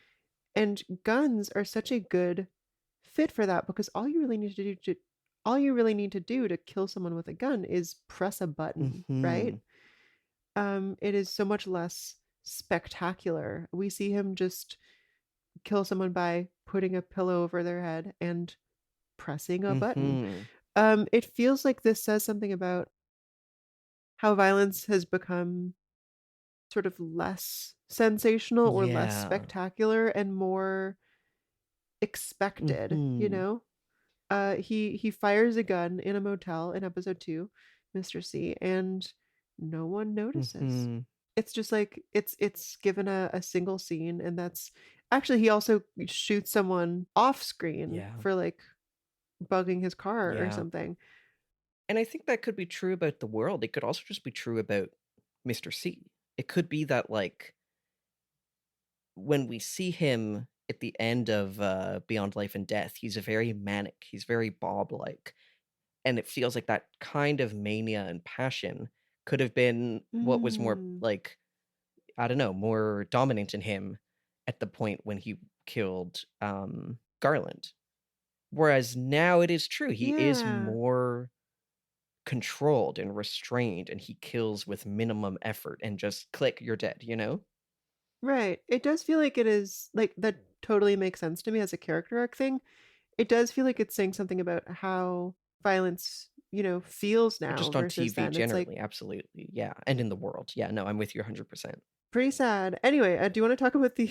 I I think the next stuff actually is the Wally stuff, right? it Oh is. yeah, I actually wanna say a bit more about that because I really like that read, and I think please, that makes me please. think more about and this hasn't been confirmed so far, and this is truly speculative from me. I'm not pulling this from any, external knowledge, but, like, the Yeah. idea of how was Dougie manufactured and what Mm-hmm. things were taken out of Mr. C, if that was the process to create Right. Dougie, and I think I really like the idea because his whole line of, like, "I don't need, I want." No, no, no. Yeah. Wait, did I say last episode he Yeah. doesn't want, he needs? No. I think you said it right 'Cause last but time. I was saying that the things that that Dougie was doing were very, like, desire but anyway, it's like, that is so about not being desperate and not having passion, and, like, Bob does want, but he wants in, like, a needier way, it feels like, than Mr. C. Like, I wonder if I don't Sure. know, it feels like somehow if that is a change that's happening within Mr. C as well as, like, in the world and with television, like, maybe creating Dougie is somehow a part of that process, that's very speculative, though. Um, Oh, I like that though. I like that. but let's, enough of that. Let's get into some real bullshit. Another little side cop, called Jesse shows up, and he's like, "Hey, Auntie Lucy, your son, Wally Brando is here." That's weird, both of their last name is Brennan, why would his last name be Brando?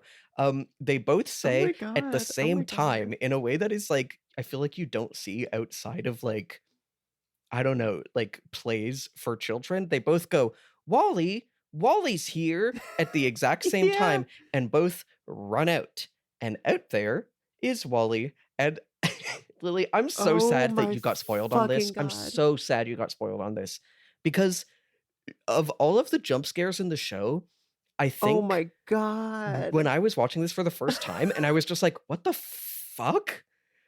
Michael Cera is here?" Yeah. was Yeah. crazy.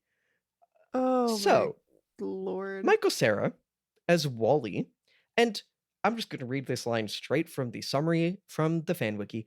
Wally, dressed like Marlon Brando in The Wild One, because that's Oh. all he's doing is Marlon Brando impression. Now, I haven't seen that movie, but I know it's like the big like Marlon Brando and he's on his motorcycle and whatever movie. Okay, okay. Um, so anyway, he's there and he gives us a big, like, so long, insane monologue in which he's like, I want to pay my respects and wish for the recovery of your brother. Honestly, do we just want to put this audio in the episode? Because it's one that the shot is just one long shot of Michael Cera standing there with Andy and Lucy both having a hand on his shoulder as he gives his whole Oh speech. my I god. think it would come across really well in audio, and it is crazy and worth hearing all of it. What do you say about that?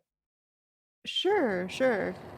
It's good to see you too, Sheriff Truman. As you know, your brother, Harry S. Truman, is my godfather. Calling him his full name is crazy. I heard he is ill. Really points out that he's fucking Harry S. I Truman. came to pay my Yeah. respects to my godfather and extend my best wishes for his recovery, which I hope will be swift and painless. Why is he kind of lisping? Yeah. It's an honor to see you again. You know, my heart is always here with you. And these fine people, my parents, who I love so dearly. And I was in the area, and I wanted to pay my respects. They look so proud of him. They're smiling so much. They really love him. They think he's amazing. We could probably cut it No, there, no, I no. I think. want the whole thing. I want the whole thing. Because you need to hear the whole thing. It's crazy. There's like here Okay, like okay. 5 seconds, 10 seconds of silence as they're just staring at each other. And then he goes into his fucking crazy monologue. I also came back to let my parents know, because this has been a matter of grave concern for them. This doesn't make any sense. Grove That concern. I've decided to let them do what they wish with my childhood bedroom. They want to build a study What do you mean? for the two of them. Such sweet people. Such sweet people. That's such beautiful news, Wally. Such beautiful news. Tell us where you've been, Wally. my family, my friend. I've crisscrossed this great land of ours Like, what the fuck is happening? countless times. I hold the map of it here, in my heart, next to the joyful memories of the carefree days I spent as a young boy here in your beautiful town of Twin Peaks. Just like From Alexandria, It's Virginia. still going. true. It's still Yeah. it's a very long scene. I worry this is No, too but long. I think it's I so think important. about Lewis and his friend. Like, if Claude. you're listening to this and going, why the fuck is The this still first going? Caucasians to see this part of the world. The first Caucasians to see this part of the Their world. footsteps have been the highways and byways of my days on the road. My shadow is always with me. Sometimes ahead, So the shadow's always with them. sometimes Sometimes ahead, behind, It's still sometimes going. behind. Where else could it be? sometimes to the left. Oh, to the left. Sometimes to the right. But what about? Oh, Yeah. yeah. that too. I think it's On so cloudy worth days. keeping it. Except on cloudy days. Or my at night. Or God. at night, because then his shadow is. Or at it's night so- is so funny. He's not done. He's not done. We gotta. Just, Truman Yes. just being like, Well. yeah. Wally? It's great to see you again. It's been 3.5 minutes of this. Maybe we can't include all this. I don't know. Look, you committed. We're committing. And Oh my may the God. road rise up to meet your wheels. He's like holding his hand up in a fist, like, yes, my brother. That's a lovely turn of phrase. My dharma is the road. Your dharma.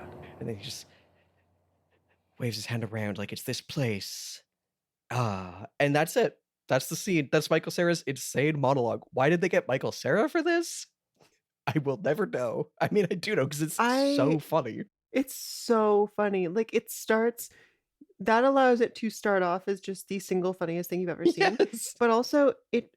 So I didn't know that he was doing a Marlon Brando thing. I don't think I've seen Marlon Brando Neither in have anything I, actually. honestly.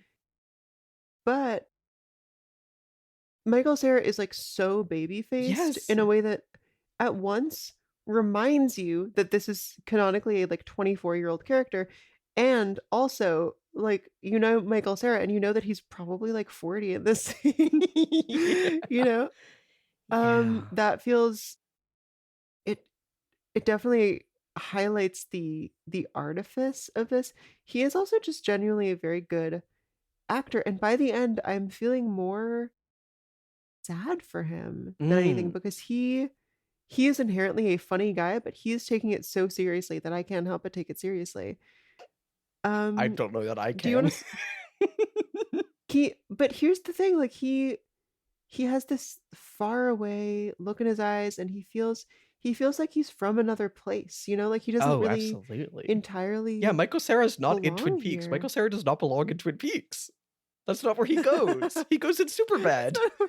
Like, Oh my god. no, he does feel out Um, of place and out of time because it's Michael Cera in a leather jacket with Wally embroidered on it, doing a Marlon Brando impression, and that's Andy and Lucy's son. What the fuck? And the they love first him so much and they're Caucasians so to see this proud of part of him. the world. My dharma is the road. What are you saying? What are you saying? What is going on? But, like like- it's crazy. I feel like he is the kind of guy that Twin Peaks, beyond his parents, maybe just simply does not understand. Like, Sheriff Truman has no idea how to talk to this kid. He has no idea. He just goes, well, that's nice. And like the most you can muster is just like a bit of a cliche idiom that doesn't really feel meaningful to me. May the road rise up to meet your wheels. Like what? But I think it's important that Wally takes that and is like, oh, that's a great turn of phrase. I love that. He does. Yeah, no, that's true. But it is true that Truman delivers it with a like, yeah, I don't know. I guess Yeah. this, yeah. My dharma is the road. It's like there's just such a thing here that you usually only really see in like young women characters, I feel, or women characters in general. It's a bit of a Norma Desmond, right? Like he's from another time and place and not suited to this one. Yeah. Yeah. Casting Michael Cera such an aggressively millennial actor actually kind of plays in the opposite direction as that, which is funny. Oh, okay, here's the thing. Before the show started coming out, before our show started coming Yeah. out, you will remember that I was gifted a hat. Yeah. My friend David Walensky, journalist, he wrote a book called, oh fuck, what's it called? He wrote a book about Gamergate. Mhm. I forget what it's called now, but anyway, he mailed me a hat of his. He said it was a Twin Peaks hat, and it shows up, and I'm like, I don't really understand what this hat is. He says you'll understand eventually. It's in season 3. Uh-huh. I thought it was I thought it was a hat belonging to Dr. Jacoby, but I think it's a version of Wally's hat. It's like it's a weird I'm hat that gonna I don't tell you, understand. this Yeah. hat has yet to appear. This is not your Oh. hat. This We will see your hat Damn. in the future. Okay. Okay. Um anyway, it's a great hat. I love his embroidered jacket that says Wally It's on it. crazy. Also, he just gave himself the last name Brando because he wants to be Marlon Brando. Oh man, it's so good. It's so so good. funny. It's like it feels like this is what they could have done with James, but with James, it didn't feel like the show was in on the joke of like this Yeah. is a weird Yeah. guy. Well, and it's just like this is the one that's the scene that feels the most like it was just like David Lynch and Mark Frost were fucking around and being like, yeah, what should we do with there? I don't know. Let's get Marlon Brando in there. I always wanted to do a Marlon Brando reference. Who should we get? Michael Cera. That would be really funny. He'll show up for one It scene, is give a 3.5-minute monologue, and then leave. Is like it's so funny. And I think like, when I've been saying about how much I'm like, wow, they really had creative freedom for this one. Like that applies to like the fucking weird ass, like jittery experimental editing in the last episode. That also applies to we're gonna spend 5 minutes on a joke scene in which Michael Cera appears just to fuck with you and be Marlon Brando. Also, I mentioned it a couple episodes and it was in frame earlier here. We see the family portrait of the Brennans in which the baby is just a baby with Michael Cera's adult human face like photoshopped over it is so funny. it's really, really good. Ah, Best show in the best show world. in the world. Listen, do we want to take a little break and come back with Tales from the Log? Let's do it. We will be right back. All right. Hello, it's Sadie. I'm here with the mid-episode break little plug and promo message, and this time it actually is going to go in the version that goes out to our Patreon geniuses and people who are subscribed on Nebula, and I'm going to say why. Well, first off, I hope you've been enjoying the episode, and this episode was made possible by our subscribers at Patreon at tstv.show, and you all are hearing this as a thank you because we recently crossed $400 a month on our Patreon, which means that now of the 3 episodes we put out a month, including the bonus, we get to hire an editor to edit 2 of them, and that's a lot less work for us. Yay! So thank you very much for making that possible. It was just really cool seeing that number. Yeah, just a big thank you to all of you who are on there. And if you are not on the Patreon, then let me tell you, it's $3 per month, and you will get all the episodes 2 weeks early. You will get our beautiful movie episodes as a part of our special TSTV DVD series. At the time that this episode is out, we just covered Montreal My Beautiful, starring Joan Chen of Twin Peaks. We are about to release one on the ultra classic, one of the best movies of all time, The Red Shoes, with a very David Lynchian plotline. And right after that, we're going to have an episode on Blue Velvet, a David Lynch super classic. So if you want to hear any of that as well as our over a dozen bonus episodes, then $3 a month is all it takes at tstv.show. Either way, enjoy the rest of this episode. Bye. And if you will believe it, we are back with more Twin Peaks: The Return. It's time for our Yeah. favorite segment, Oh my god, it is! Tales from the Tales from the Log. Log. How wonderful. Who is not in this episode? I looked over at the little meal plan on my fridge as I said that, and I thought, shrimp's not in this episode. That's Bean true. What soup's is not in this Shrimp episode. doing? I haven't seen him since he fried that rice. Banger. Okay. um, man, the show has a lot of characters, doesn't it? I Oh, know you it know who I really was thinking does. about? Tell me.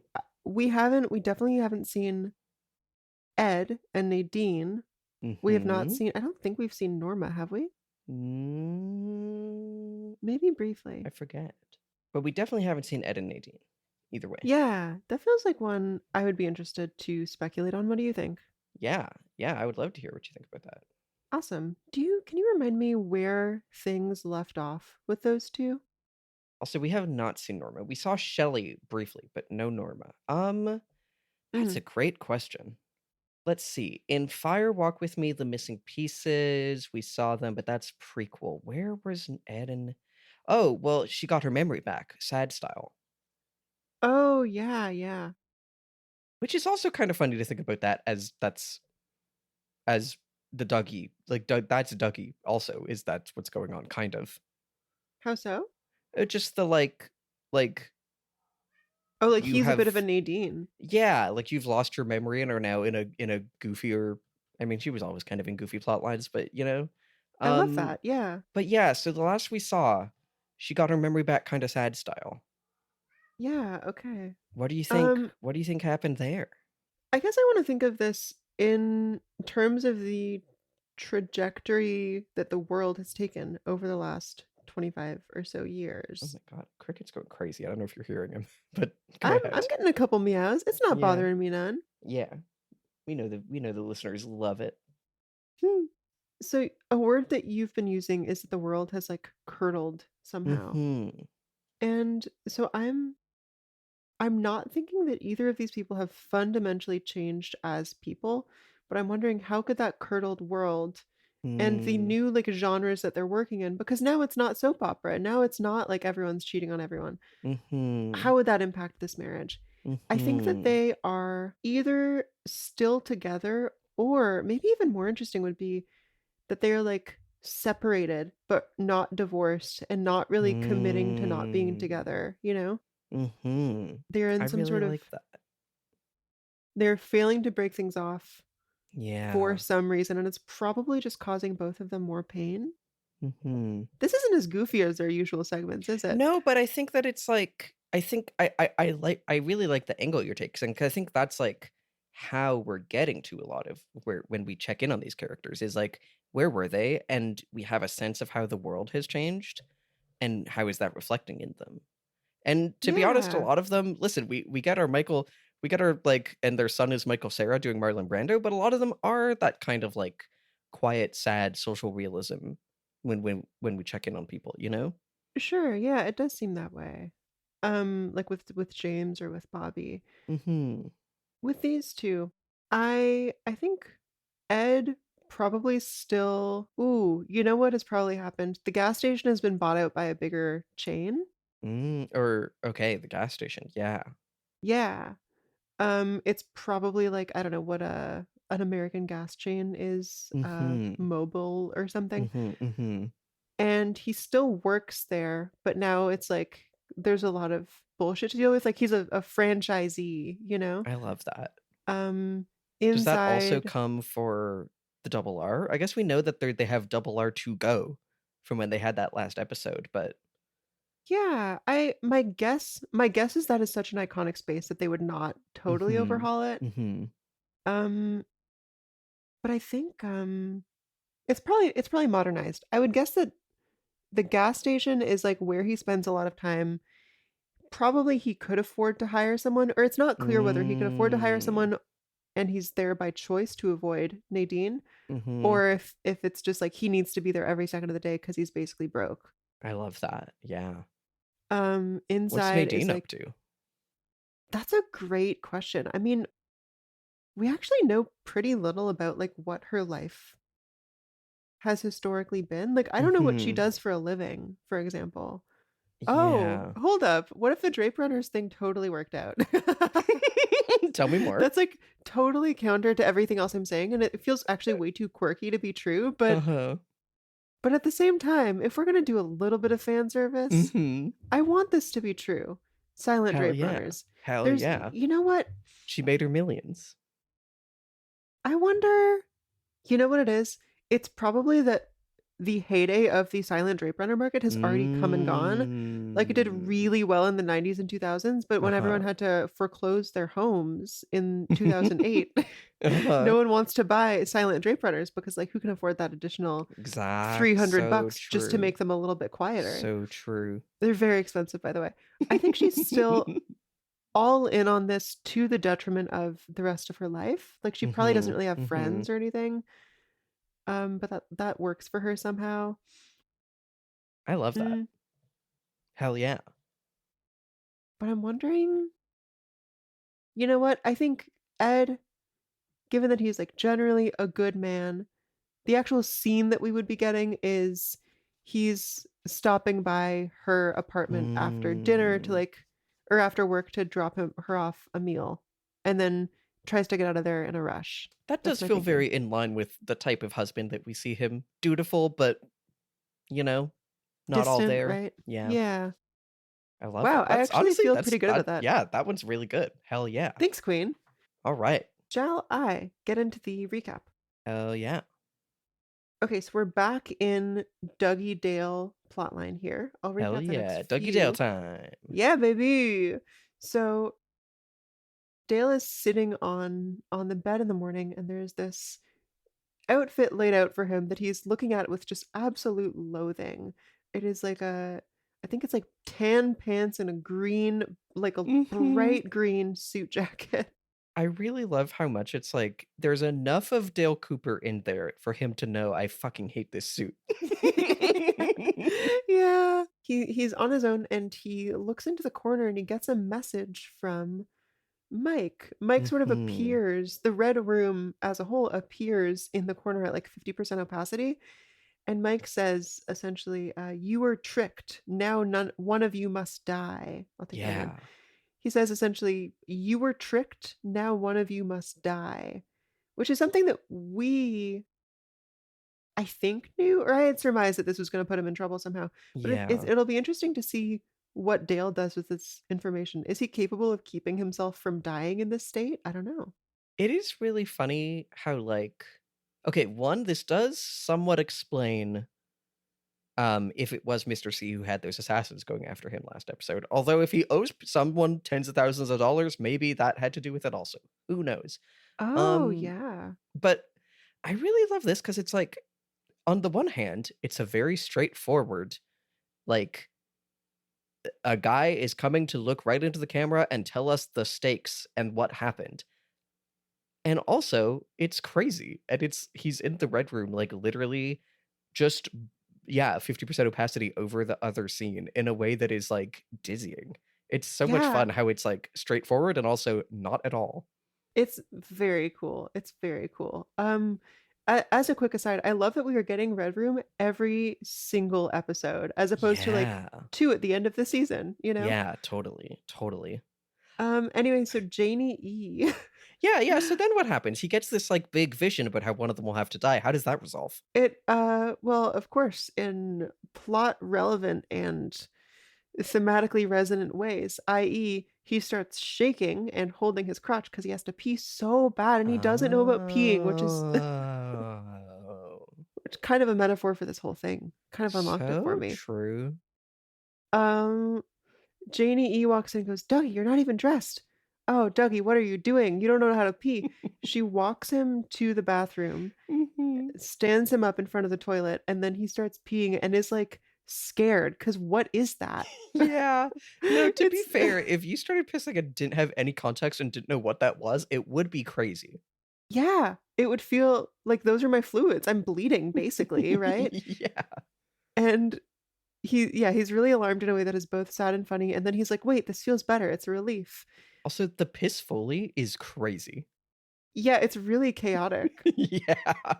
You could tell he's making a mess in there, right? Oh He's yeah. peeing Oh, everywhere. it's you don't even they keep that shit off screen. Oh man. I'm just imagining if they hadn't, that'd be awful. But Mhm. anyway, then he goes back out and looks at himself in the mirror, and then Sonny Jim comes down the hall and looks at his dad, and Mhm. it's a sweet little moment. They basically just kind of look at each other and don't say anything, and Sonny Jim gives Dale like a thumbs up, and Yeah. Dale like imitates it and rotates. He just Yeah, turns he himself around. spins around. It's so funny. And Sonny Jim, he just thinks to himself, "Oh, I love my dad." Any thoughts before I head downstairs? This is where we also get Janey-E being like, "Oh my god, you lost weight." She's like cinching his and again, just like she's just like, "Yeah, it's been 3 days. You don't have a giant pillow in your shirt anymore. Whatever. Let me cinch this belt up." She's like kind of like pissed off at him that he lost weight also. Yeah, yeah. Um and like I do think it's really funny of all the ways to like do a throwback to the original series to like do the thumbs up of it all, but it's just in this like weird, hollow, empty way. Is like the whole Dougie plotline does feel like a prank. It's like, oh my god, Cooper's back in the real world. No, he's Dougie, and we're gonna give you like 3 fake outs an episode of him getting his memory back, Oh, and none fuck. of them will pay off, and he'll do his thumbs up, but it'll be not the way you want. I hope this goes on for so long, by the way. Uh-huh. Yeah, no, that would be really funny. Okay, a thing about the Dougie you've lost weight thing. Her anger, it's like this might be a stretch, but I'm just spitballing here. I wonder if this is also a failure to meet genre convention thing. They're like, this is Mm.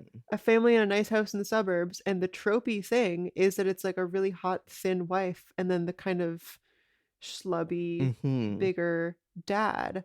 No Mhm. offense to the big dads out there. That's just like what the trope is, and Yeah. the contrast is like part of where humor is pulled from. And so I almost wonder if she's pissed off that he lost weight because it's like now we're not the couple. You Yeah. know? Oh, I love that. I love I don't that. know. And honestly, I think well, you know what? Let's take us downstairs and then I'll say my thoughts on that connect to that.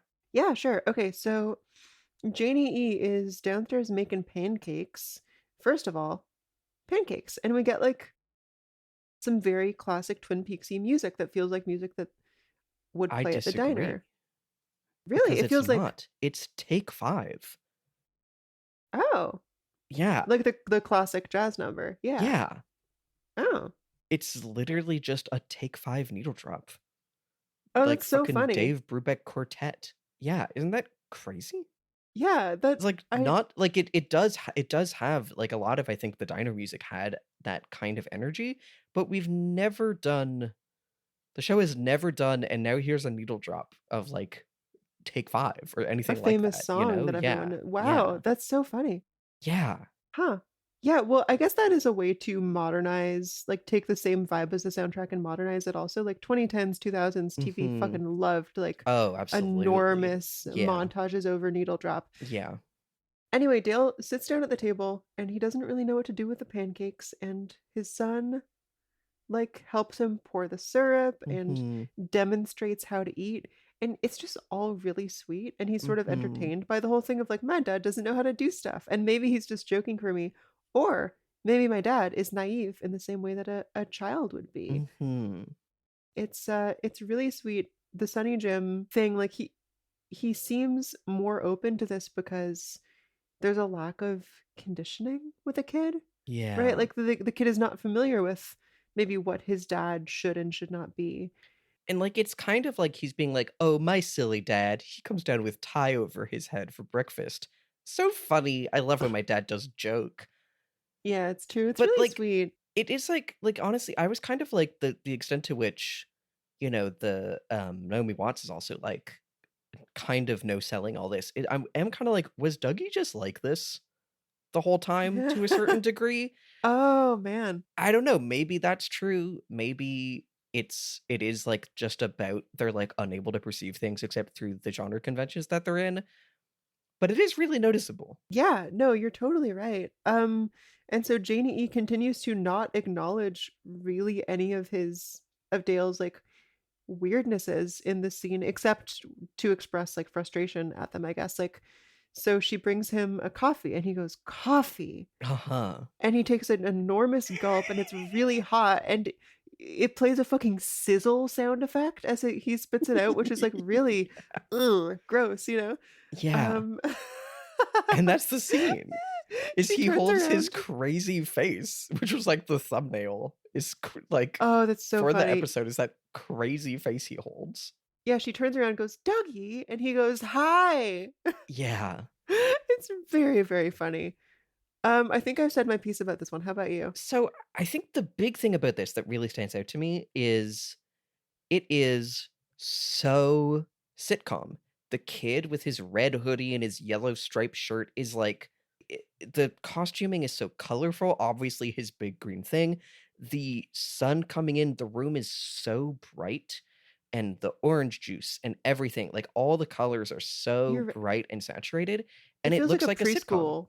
Yeah. Yeah, yeah. And it's like this is what I was saying earlier is this so contrasted with the FBI scenes later where it's like all of the light and color from those scenes got sucked out and put in this one almost. Yeah, no, completely.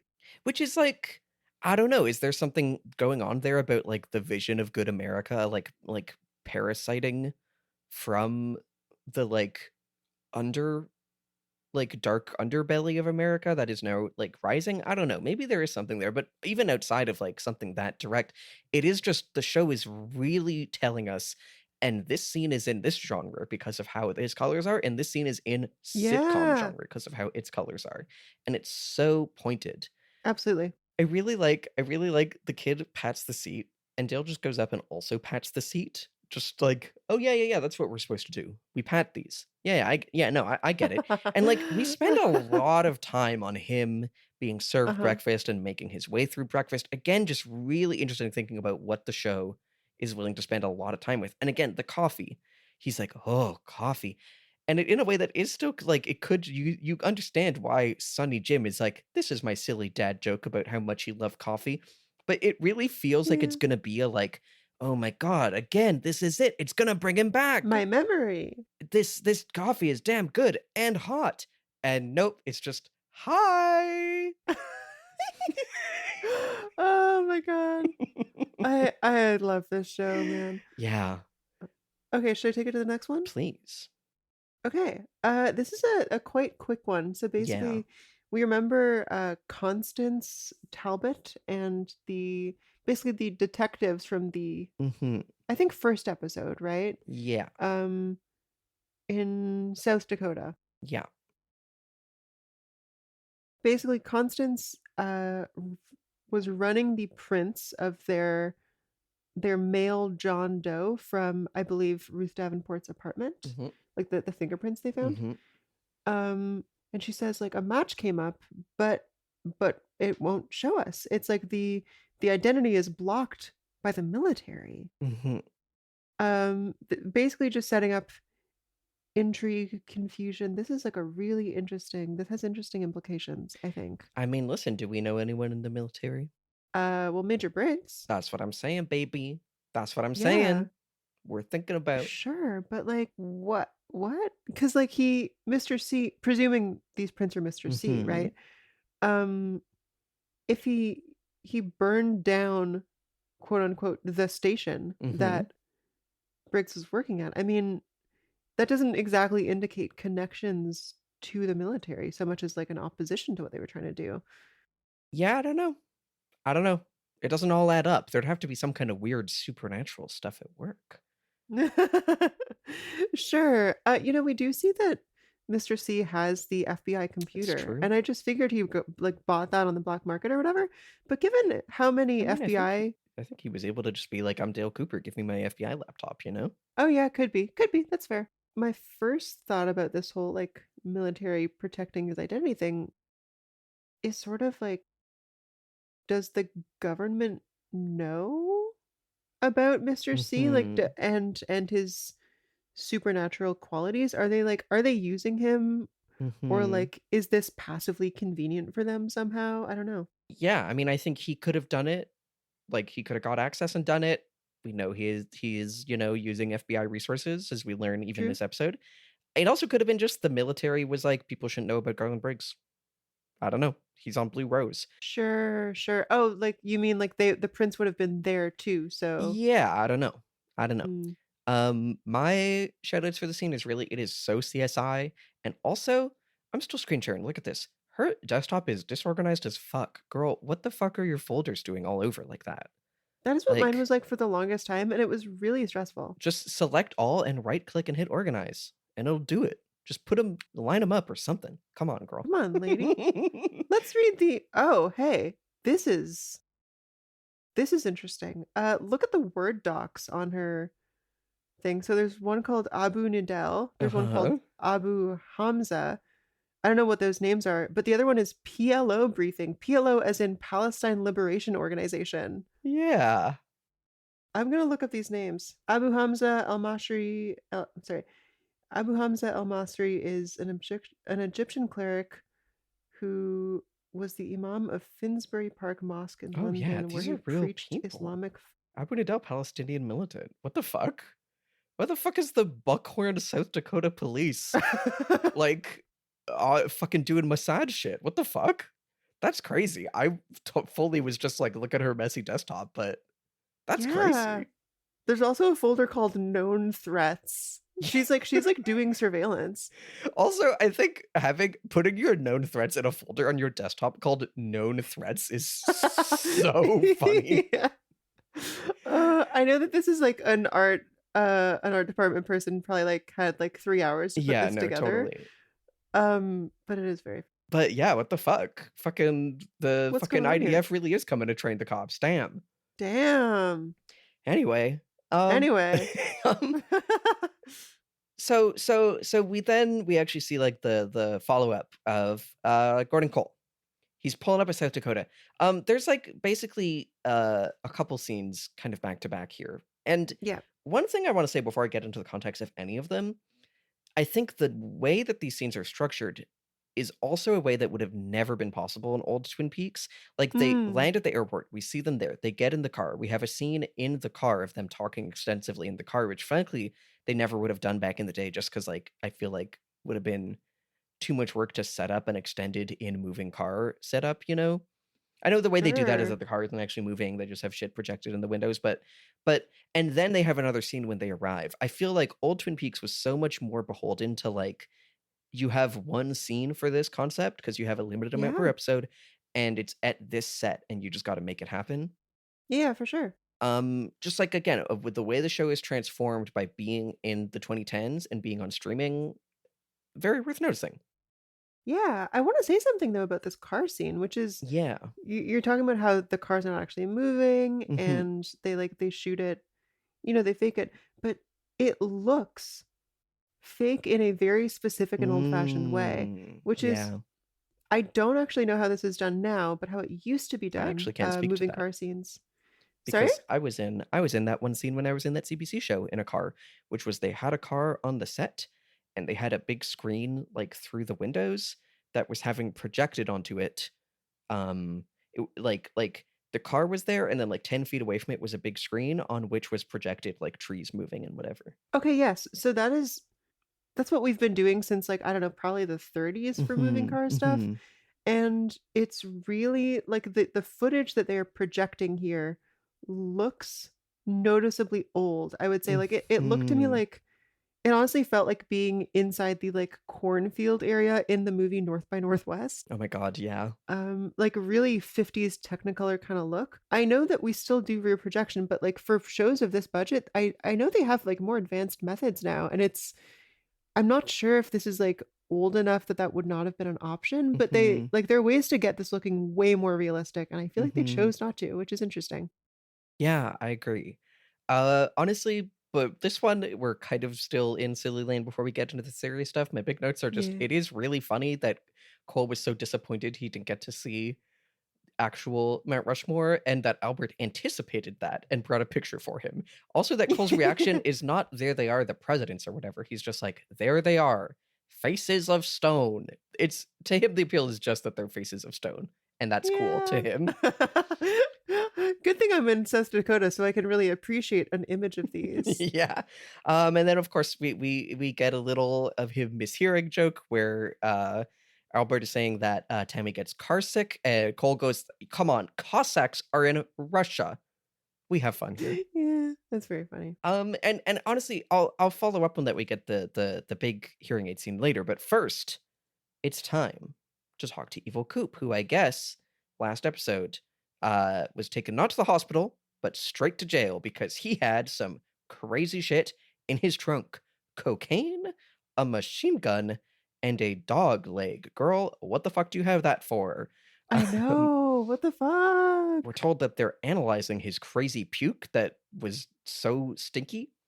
And then, It's poison, they say. He was throwing up poison, but they don't even Yeah. know what kind of poison. yeah, we get a real Samsung product placement on one of the laptops.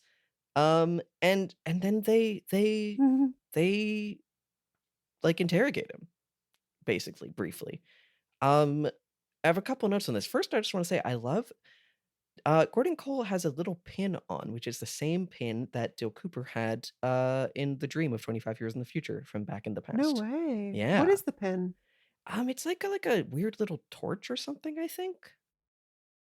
Yeah, it's not super clear, but Presumably for the Olympics. yeah, exactly, for the Olympics. So we get this like really spooky, like the fucking like, they're in a separate room from him. The blind raises on him. He's in there just staring straight ahead, waiting for Bulletproof them. glass in between them. Yeah, he looks fucked up. His voice is fucked up. It's like through a microphone, but it also just sounds fucking weird. He It doesn't gives even sound like Kyle MacLachlan. No, yeah. He gives a like really half-hearted thumbs up, and then he says, "You're very good to see you again, old friend." Oh my god. Which I is like great, which that. just like the little Oh. bit of backwards sneaking in there is so good. I didn't catch that on my first watch. I only noticed it this morning Yeah. because of the subtitles. Yeah, it's really good. And he's saying, "Oh, it's been so long since I've seen you." Gordon's like, "Yeah, it's been a long time since I've seen you. Where have you been all these years?" He's like, "Oh, I was working undercover all these years. I was on my way to tell you all about it when," and this is like the weirdest say ever that he could describe this, "when my car veered over across the road and I had my accident." is so is strange. crazy. And he's like, I will tell you the whole story. I need to be debriefed by you, Gordon."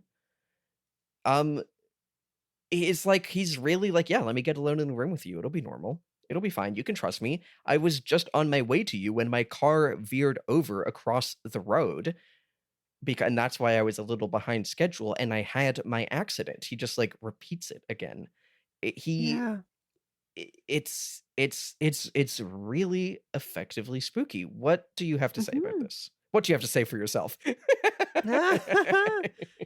First of all, yeah, so scary. Oh, actually, wait. Yeah. One last thing. Sorry. Please. There's another line he has. I forget what exactly. Gordon says something about like, "Yeah, we'll bring you back home for our talk." And he says, "I've never really left home, Gordon," which is so scary. I don't even really understand what he means by that, but it's just It like the way that feels it is confusing is very off-putting and menacing. Yeah, it feels it you know what it reminds me of is Now There's Nowhere to Go But Home in Fire Walk with Mm. Me, right? Or I forget if that's in Oh. Fire Walk with Me or The Missing Pieces, but what the arm says to Dale Cooper. Oh, okay. Mhm. And I think it is also like, I don't know, it is really off-putting and like feels threatening and like, I don't know, you're still in his domain or some shit. But it's really cool. Yeah. It's Sure. what do you have to say about this scene? What do you have to say for yourself? First of all, incredible performance, so stilted. This is him. This is Mr. C trying to put on an act, Mhm. whereas normally he's just like, I think, very authentically being terrifying. Yeah. And it definitely definitely does not work. Not only because he's like Mhm. repeating lines verbatim, but because Mhm. his eyes are like pitch black. What Mhm. the hell? So scary. This feels like the final instance of a character who is only really following scripts you Yeah, know? I really like that. But on Gordon Cole and on Albert, like it doesn't work. Mhm. I, I wonder if I think that might just be because these guys are like open to the strange and supernatural and therefore open to things that like don't fit their typical molds of understanding. Like they admit in the next scene, like, I Mhm. don't understand this at all, which I Mhm. don't think any other characters we've met in this season would do other than them. Mhm. Mm, yeah, really scary, really scary. Yeah, it's this is one of the scenes where it is, like, so dark. Like, it is almost monochrome, right? Like, everyone is just Yes. dressed in blacks and grays. He has, like, a slight tan on his, like, prisoner suit, and that's, like, the most color. It's truly like all the color got stolen from this scene into the Dougie scene, you know? And it's interesting, like, this is our first time seeing Mr. C since the car crash too, and it's our first time seeing Mr. C not in a, like, position of power. And he still is very unsettling and feels powerful, but it is like, I don't know, it's really interesting. He also says he left them messages, so Philip Jeffries knows it's safe. I don't know what that means. Apparently, and No. I don't know what Philip Jeffries' involvement is. Somehow Philip Jeffries was involved in this, like, as we learn from Albert next scene, but like, that's confusing. Also, he thought he was going to call Philip Jeffries before, but it might have been someone else. Lot, lot of fucking weird shit going on. It's like a really interesting to choose to include Philip Jeffries as like, Yeah, David Bowie has died or at least was terminally ill at this point. Like yeah, knowing that this is not a character that you can actually get yeah. to like appear on screen. Yeah. Yeah, I agree. So I want to hear more from you about like you can only follow scripts because I really like that. But like, and obviously we think of scripts, actor. I'm curious if you have more to say about that because that's really intriguing to me. Essentially just that like his speaking feels stilted here in a way that it normally doesn't. It feels like usually his speech is like unadorned because he just like doesn't really give a shit about whoever he's talking to. Mm-hmm. Or I guess that moment in the motel where he starts like having sex with that woman, he goes like, "My, you're wet," you know? Uh-huh. Uh-huh. It's like the Um, line someone would say in that scene, but it doesn't make any sense. yeah, he is Yeah. he is an evil entity trying to be like pretend to be human after Mm-hmm. all. But like being a friendly guy and a friend is like that's a bridge too far, you know? Mm-hmm. I don't know that I have a ton more to say. Yeah, no, but I love that. Anyway, they head out. They're like, "That's crazy." Gordon Cole's like, "By the way, fuck his right to a private phone call. Tell me all about it." And then they're outside in fucking Blue Land. It's Blue Land. It's It's so odd. It's like I don't want to say that it's bad color grading, but it calls more attention to itself than anything maybe I've ever seen. yeah, like listener, if you're thinking, "Oh yeah, it's like Twilight, it's blue." No, it's so blue, and it's like again in such contrast with the Ducky scene. Like it's really crazy. What the color does for me is like it feels like it is neither night nor day. You know, like Hmm. the sky is visibly Like it's bright. Twilight, I guess which it's is a like it. movie that's really blue. Just something to think about. Something to think about. Yeah, maybe this was a Twilight reference. Um, but like they're it's like they're shooting what they call day for night, right? Where you shoot in the day and you color grade it and light it in Mhm, a certain way. mhm, But like they don't even really do the stuff to make that work. It's mhm, everything is visibly bright and then they just turn everything but the blue down. It's like mhm, what this does for me is it kind of creates a third it's like a secret third thing in the same way as like the mhm, purple sea last episode, neither night nor day, and it's not like it's not morning, it's not evening, it's not somewhere in between. It's like a whole mhm, other thing is the effect. And I don't know what like that doesn't actually seem to be accomplishing anything here, but it is like really interesting to do that. mhm. Yeah, it's really interesting. And so they walk out. Tammy, by the way, says that a bunch of people that he's come in contact with have started getting ill. Like his or if it's I forget if that's him or what he puked up, but like yeah, yeah, oh yeah, because he was saying, "I'm gonna go to Philadelphia to tell you." She's like, he was heading west, and a couple people in contact with him have gotten physically ill. Like he's fucking poisoning people just with his presence is crazy. Then Coop wants to talk about something, and he wants to talk about it secretly. So he takes out his little wire detector, and he's like, "Tammy, you're wearing a wire." And she says, "You asked me to." Ugh. And he's like, "Yeah, go wait in the restaurant." And as she leaves, we get a really intentionally gratuitous ass shot of her swaying her hips, walking away, and Albert's like, "Well, I feel a little better now," and in a way that is again like this being after the conversation with Denise earlier is so intentional and like Oh, playing into very. this genre and what this genre does with women, but also again, it just like this feels reflective on the state of TV and also maybe a bit on David Lynch in his career. Hard to say. So Cole wants to be able to speak quietly with Albert so no one can overhear. So to do so, he cranks up his hearing aid to the max. And I'll say first the things that they actually learn, which is that Albert has a confession. Cole is like, you seemed very like your reaction to Coop in there. You were staring at him. I've never seen it before. And he's like, well, tell you what, I hate to tell you this. A couple years ago, Philip Jeffries was like, hey, can you give me some information to give to Cooper? He needs it desperately. And so I did. And I told them who was our man in Colombia. And then a week later, that guy got killed. That's crazy. And then they're like, yeah, something's wrong with Coop. He didn't quite greet us the right way, presumably referring to the era very good. And they're Yeah, saying for it's sure. as blue of a rose as it gets, and they don't understand the situation. And there's a certain person who should see him. And Albert knows where she drinks. That's the content.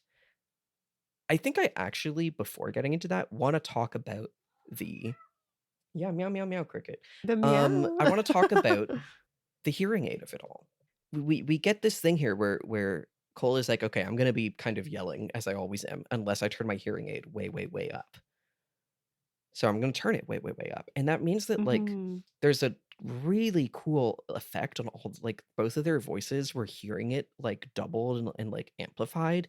And like we're picking up all the sounds. We get a little whining from like something electrical in the distance. We're hearing all of the cars going by, and there's a great moment where like Albert shifts and his foot like scrapes the concrete, and Cole like winces and is like, Albert, that sound you just made with your foot on the concrete sounds like a stabbing in my ears.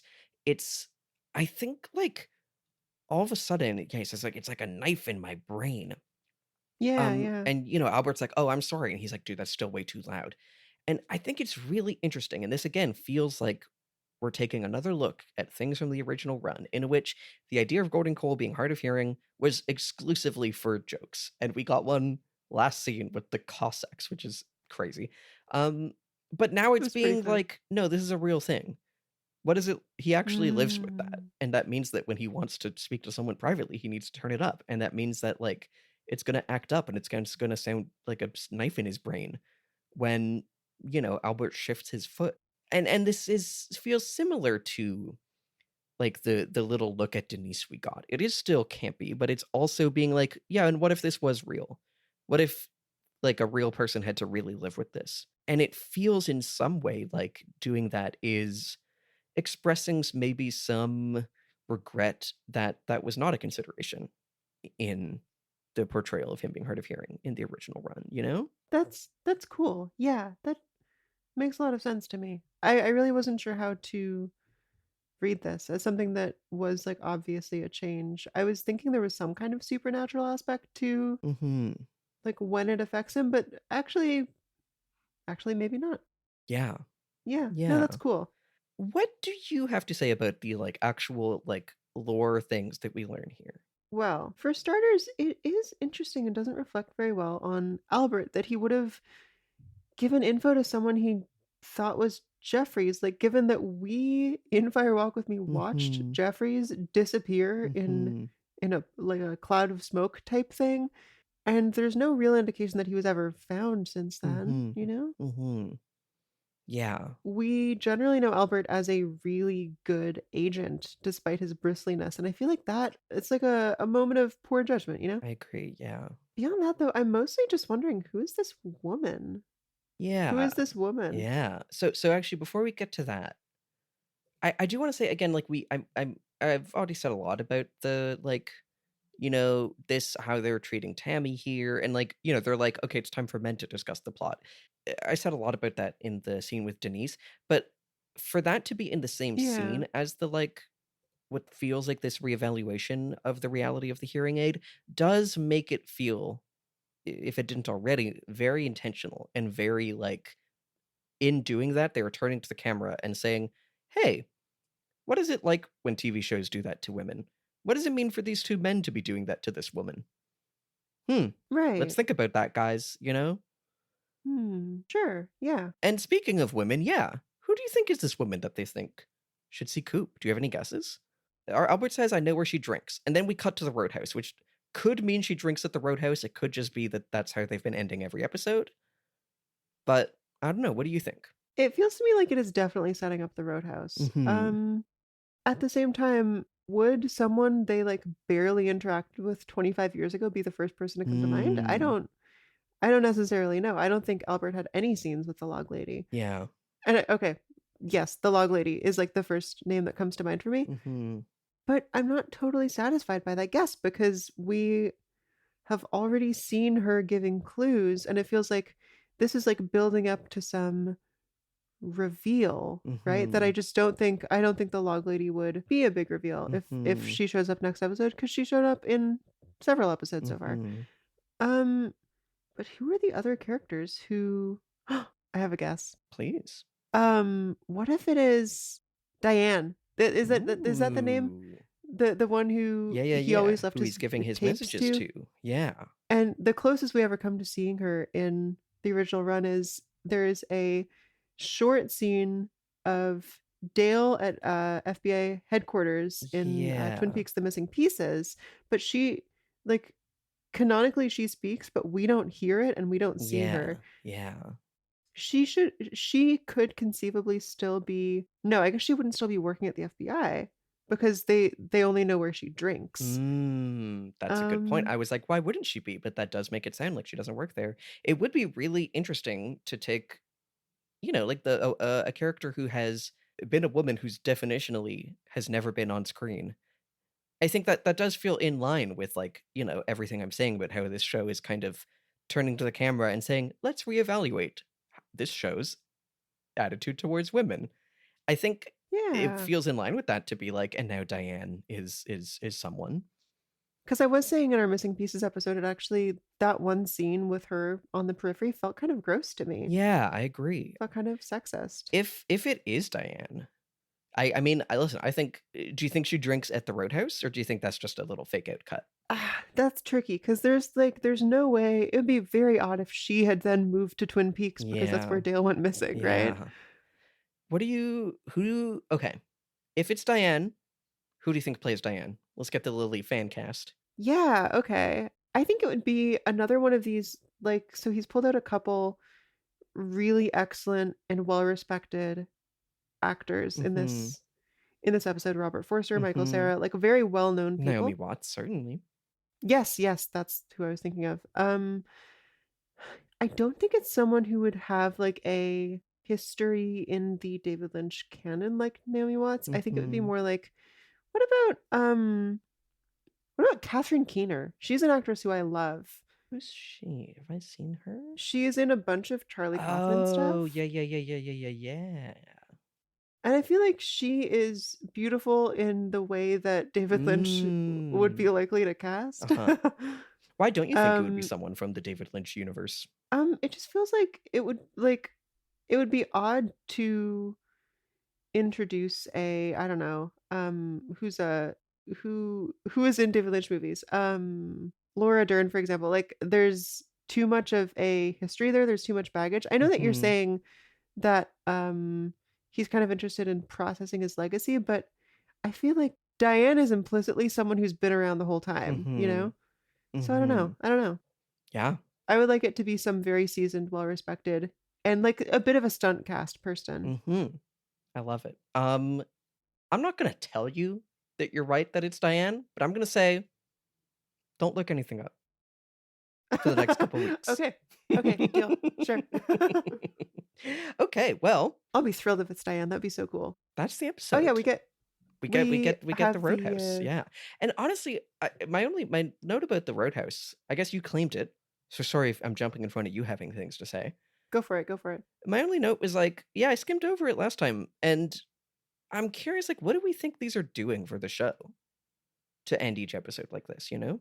I mean, it does feel in line with the television of the day to like Yeah.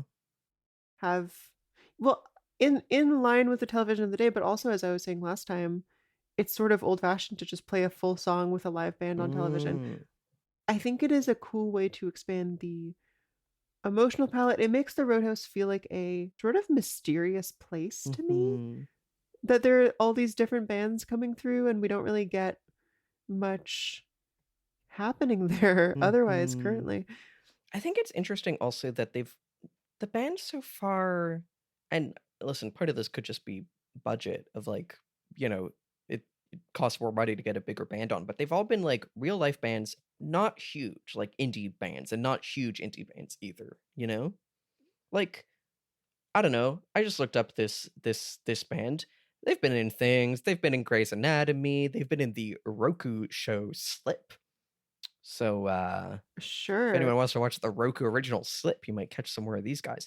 But you know, like it's been a very particular type of this like early mid 2010s like indie bands, you know? I have something kind of funny to say about this particular one, Queen. Okay. Because I saw as the credits were scrolling, I noticed so the band is called Au Revoir Simone, and Yeah. I say that in very Anglo because I feel like it is definitely an American band. Oh, they're from Do Williamsburg, baby. do you know who is in this band? Oh my god, wait. Is that fucking wait, who? Tell me. Robert Forster's daughter. Oh my god, that's so funny. It's totally Oh, just that's a nepo situation. so funny. That's so funny. But like, that is so David Lynch to be like, oh yeah, yeah, get your daughter in here. That would be great. I think it would be so cool to have your daughter's band in here, you know? Also, I feel like that explains why so many of their songs have appeared in various movies and TV shows. Yeah, probably right. I gotta say, I quite liked the song in the last episode, like less so as a song and more like as a thing to put. Like it was very fitting. This one feels kind of mid to me. I'm not gonna lie, it Yeah, doesn't do much for me. yeah. Um, I had previously looked up which bands were Oh, in these like you end you need to be credits. so careful. Have you seen Don't all worry. of them? No, because I have seen all of them. fuck. I saw all How of them could like you do before we started this? watching. How oh, okay, because no, but Lily, because okay, there's one that I'm sure you have in mind. When I'm saying these are all small bands, I'm sure you have in mind a band that does not fit that description. And I'm not going to Yeah, say it. And there's one very yeah, famous and band. no, and here's the thing. If you didn't know that, which is what happened to me, and then we were watching the episode and that band is introduced, you'd go, "What the fuck?" Yes, that is true. And that's why you need to be so careful because I want I every understand. delicious little surprise to hit you. Ka-cha! Ah! Here's the thing, there is, I think 2 episodes from now, an act playing that I really am, like, a fan of, and is one of the bigger names as well, and that's very exciting for me. Beyond that, I guess we'll see. I'm so sorry to have known Ugh. too much, Ugh. seen too And much. and here I stopped bullying you for Googling things. Ugh. You wound me. Oh my god. I do a pretty good job, okay? I've said this before, it's really hard, like, loving the show and not being able to even really think about it except on Yeah, I'm a podcast vampire. time. I'm sucking it all. And then That's it only happens with me. Yeah, you're sucking it all. That's Twin Peaks, baby. That's Twin Peaks, baby. You have any Um, crazy no, that's your line. I did not have any crazy dreams. It's been 3 days since we recorded. Did you? Yeah, that's true. Well, I'll tell you one thing. Ooh. Last night I had a dream that I was riding the Toronto subway, the whole dream, without a mask on, and I was thinking, "Fuck, I don't have a mask on." And then this morning I woke up with a sore throat. Oh my god, dream Isn't that crazy? sickness. Whoa. I know, I know. Damn. And that's all there really is. I love it. And I love you. Anyway. So last She's time not gonna say it back. your prediction of what would happen this time on Twin Peaks were Coop will have another episode or two of misadventures as Dougie. He's going to get in casino trouble and interrogated by the mobsters who run the casino like One-Eyed Jacks. This will go on for an episode or two, and then the FBI track him down. Okay, It's so sad honestly, that Sadie he doesn't did look. get mean mugged by the uh pit boss guy, and Yeah. he did offer him a One-Eyed Jack style companionship. I think to be determined whether there are mobsters involved or whether the FBI track him down in an episode or two. Mobsters was your word, I That's true. want to say. That's true. You did just say criminal. So I feel mostly correct about this as far as like things that we know Yeah. so far. I kind of feel like I want to give myself this one. I agree. Big stamp. Wonderful. Next up, Mr. C is taken to the hospital and does an Anton Chigurh thing of just walking away and gets Garmonbozia from the suffering people in the hospital in an upsetting way that we won't speculate further on. Unfortunately, I think no dice for this one. We didn't account for the No fact dice. that he would have a fucking dog leg in his trunk, which I feel like also cocaine and gun is like, yeah, sure, that's what he does. Why the fuck does he have a wrapped up dog leg? Girl, what are you I doing? know. Where's the rest of the dog? And what does he need the dog leg for? What is he like? Maybe it's like a rabbit foot thing, like a good luck charm. Or is he's like, I'm gonna plant this dog leg in someone's house, and then they're gonna get in so much trouble. Like, I don't fucking know. Anyway, no dice for that one. Unfortunately, he got sent to jail, and so do you. Do not pass go. Do not collect $200. I'm putting you in jail for looking up the name of that band is gonna be in the future. Anyway, next time. Okay, well, you've made a prediction. I'm gonna write it right now. Remind me. The woman who they mention will be Diane. Played by Catherine Keener. Now, as for other things to follow up on next episode, we kind of had no forward momentum on them actually investigating things in Twin Peaks. We just met a bunch of weird guys. We could get direction there of like them actually finding something out with his heritage or some shit. I kind of doubt it. I'm not gonna lie. Fair enough. I do feel like we could do something fun with Dougie. Uh-huh. We know that he's like getting ready to go to work, and he works at some place where he has a crazy green suit to wear. Uh-huh. Yeah, what do you think he does? So we're saying that this is Vegas. Yeah. It could be somehow entertainment industry or gambling, like I gotta adjacent. say, if he's supposed to be doing entertainment, he's fucked. Oh, man. No, I mean like an entertainment lawyer or something, like so like a Saul Goodman trashy lawyer type. Just thinking about the crazy suit. I can also see him working at like a car dealership though. This suit fits excellently in both of those. Yeah. My only issue with both of them though is that why would you know a guy through business connections at a chemical company? Lawyer could connect to that potentially. What if he's an environmental lawyer and it's green because plants? Yeah, because plants. Okay, yeah. Let's nail that down. So he goes into his job as an environmental lawyer. What happens? I'm guessing that it is the chair company style mess that like he basically gets away with because people think of him as the boss. They're like, you're the best, Mr. Jones, Mr. J. Silly you. Mr. You J, he's kind of the Joker. Yeah, so true. Like, is he out there and they're like, you need to give our inspirational speech to everyone about our environmental law? And he goes, environmental law, and they go, that's so true, that's what we're doing. I'm so reassured now. Yes, I love this. That's wonderful. Okay. But what else is going to happen to him while he's there? He doesn't know how to do people stuff. I don't even know how he gets himself to work. There has to be something about this that is like confusing or difficult for him. Ooh, I know what it is.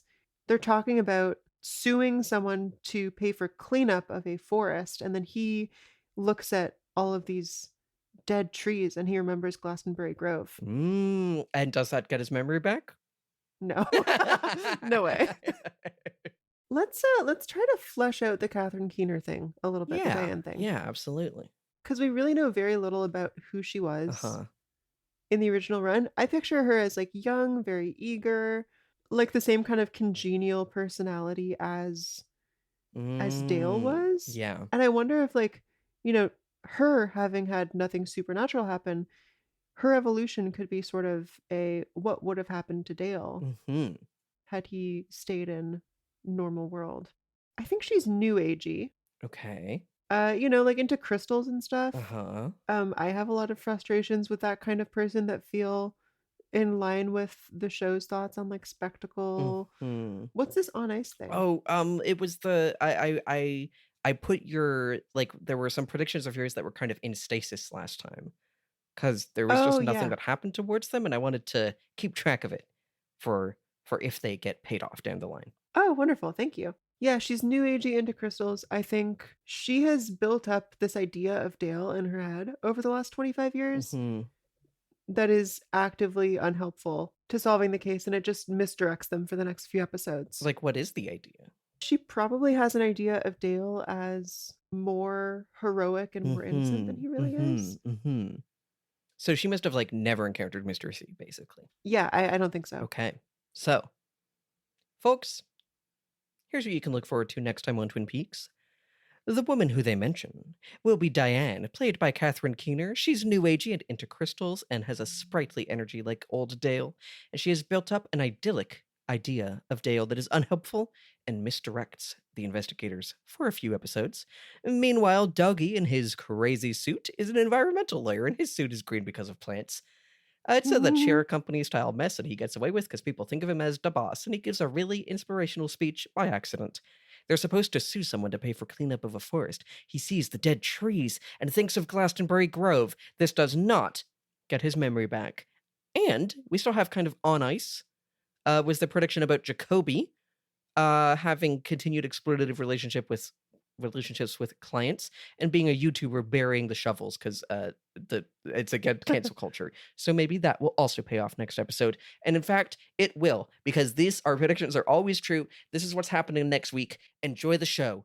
Goodbye. Bye. Bye. We did Oh my god, what a fun way to end it. That was great.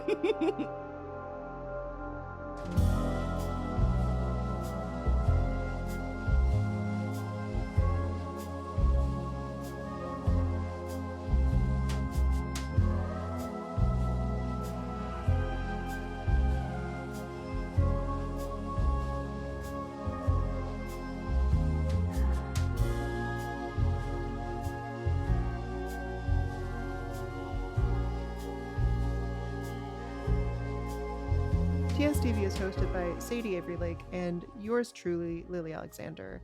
Our music is by Jamie Page. The art is by Maya Fernandez-Giles. This episode was edited by Sadie. Thank you, Sadie. If you want to get in touch with us, please email us at hello@tstv@gmail.com. We may include your mail on a future episode of the show. Let us know if that's okay. If you want to support the show and gain access to our monthly bonus episodes, head over to tstv.show. See you next time.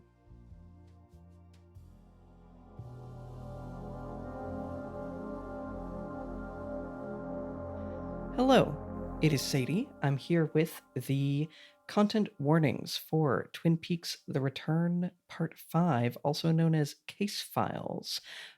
Two big ones for you. One, big time flashing light, like strobe warning, near the end of the episode, especially. Like, it's something I've been saying a lot in this show, and especially this season, but especially now, big time. Also big time, I will just say, when we are at the Roadhouse, we will get a threat of sexual assault that is very straightforward and very unpleasant. Does not happen that we see, but is threatened in a very crass way. Anyway, that is the things to know about. I hope you enjoy the episode. Bye!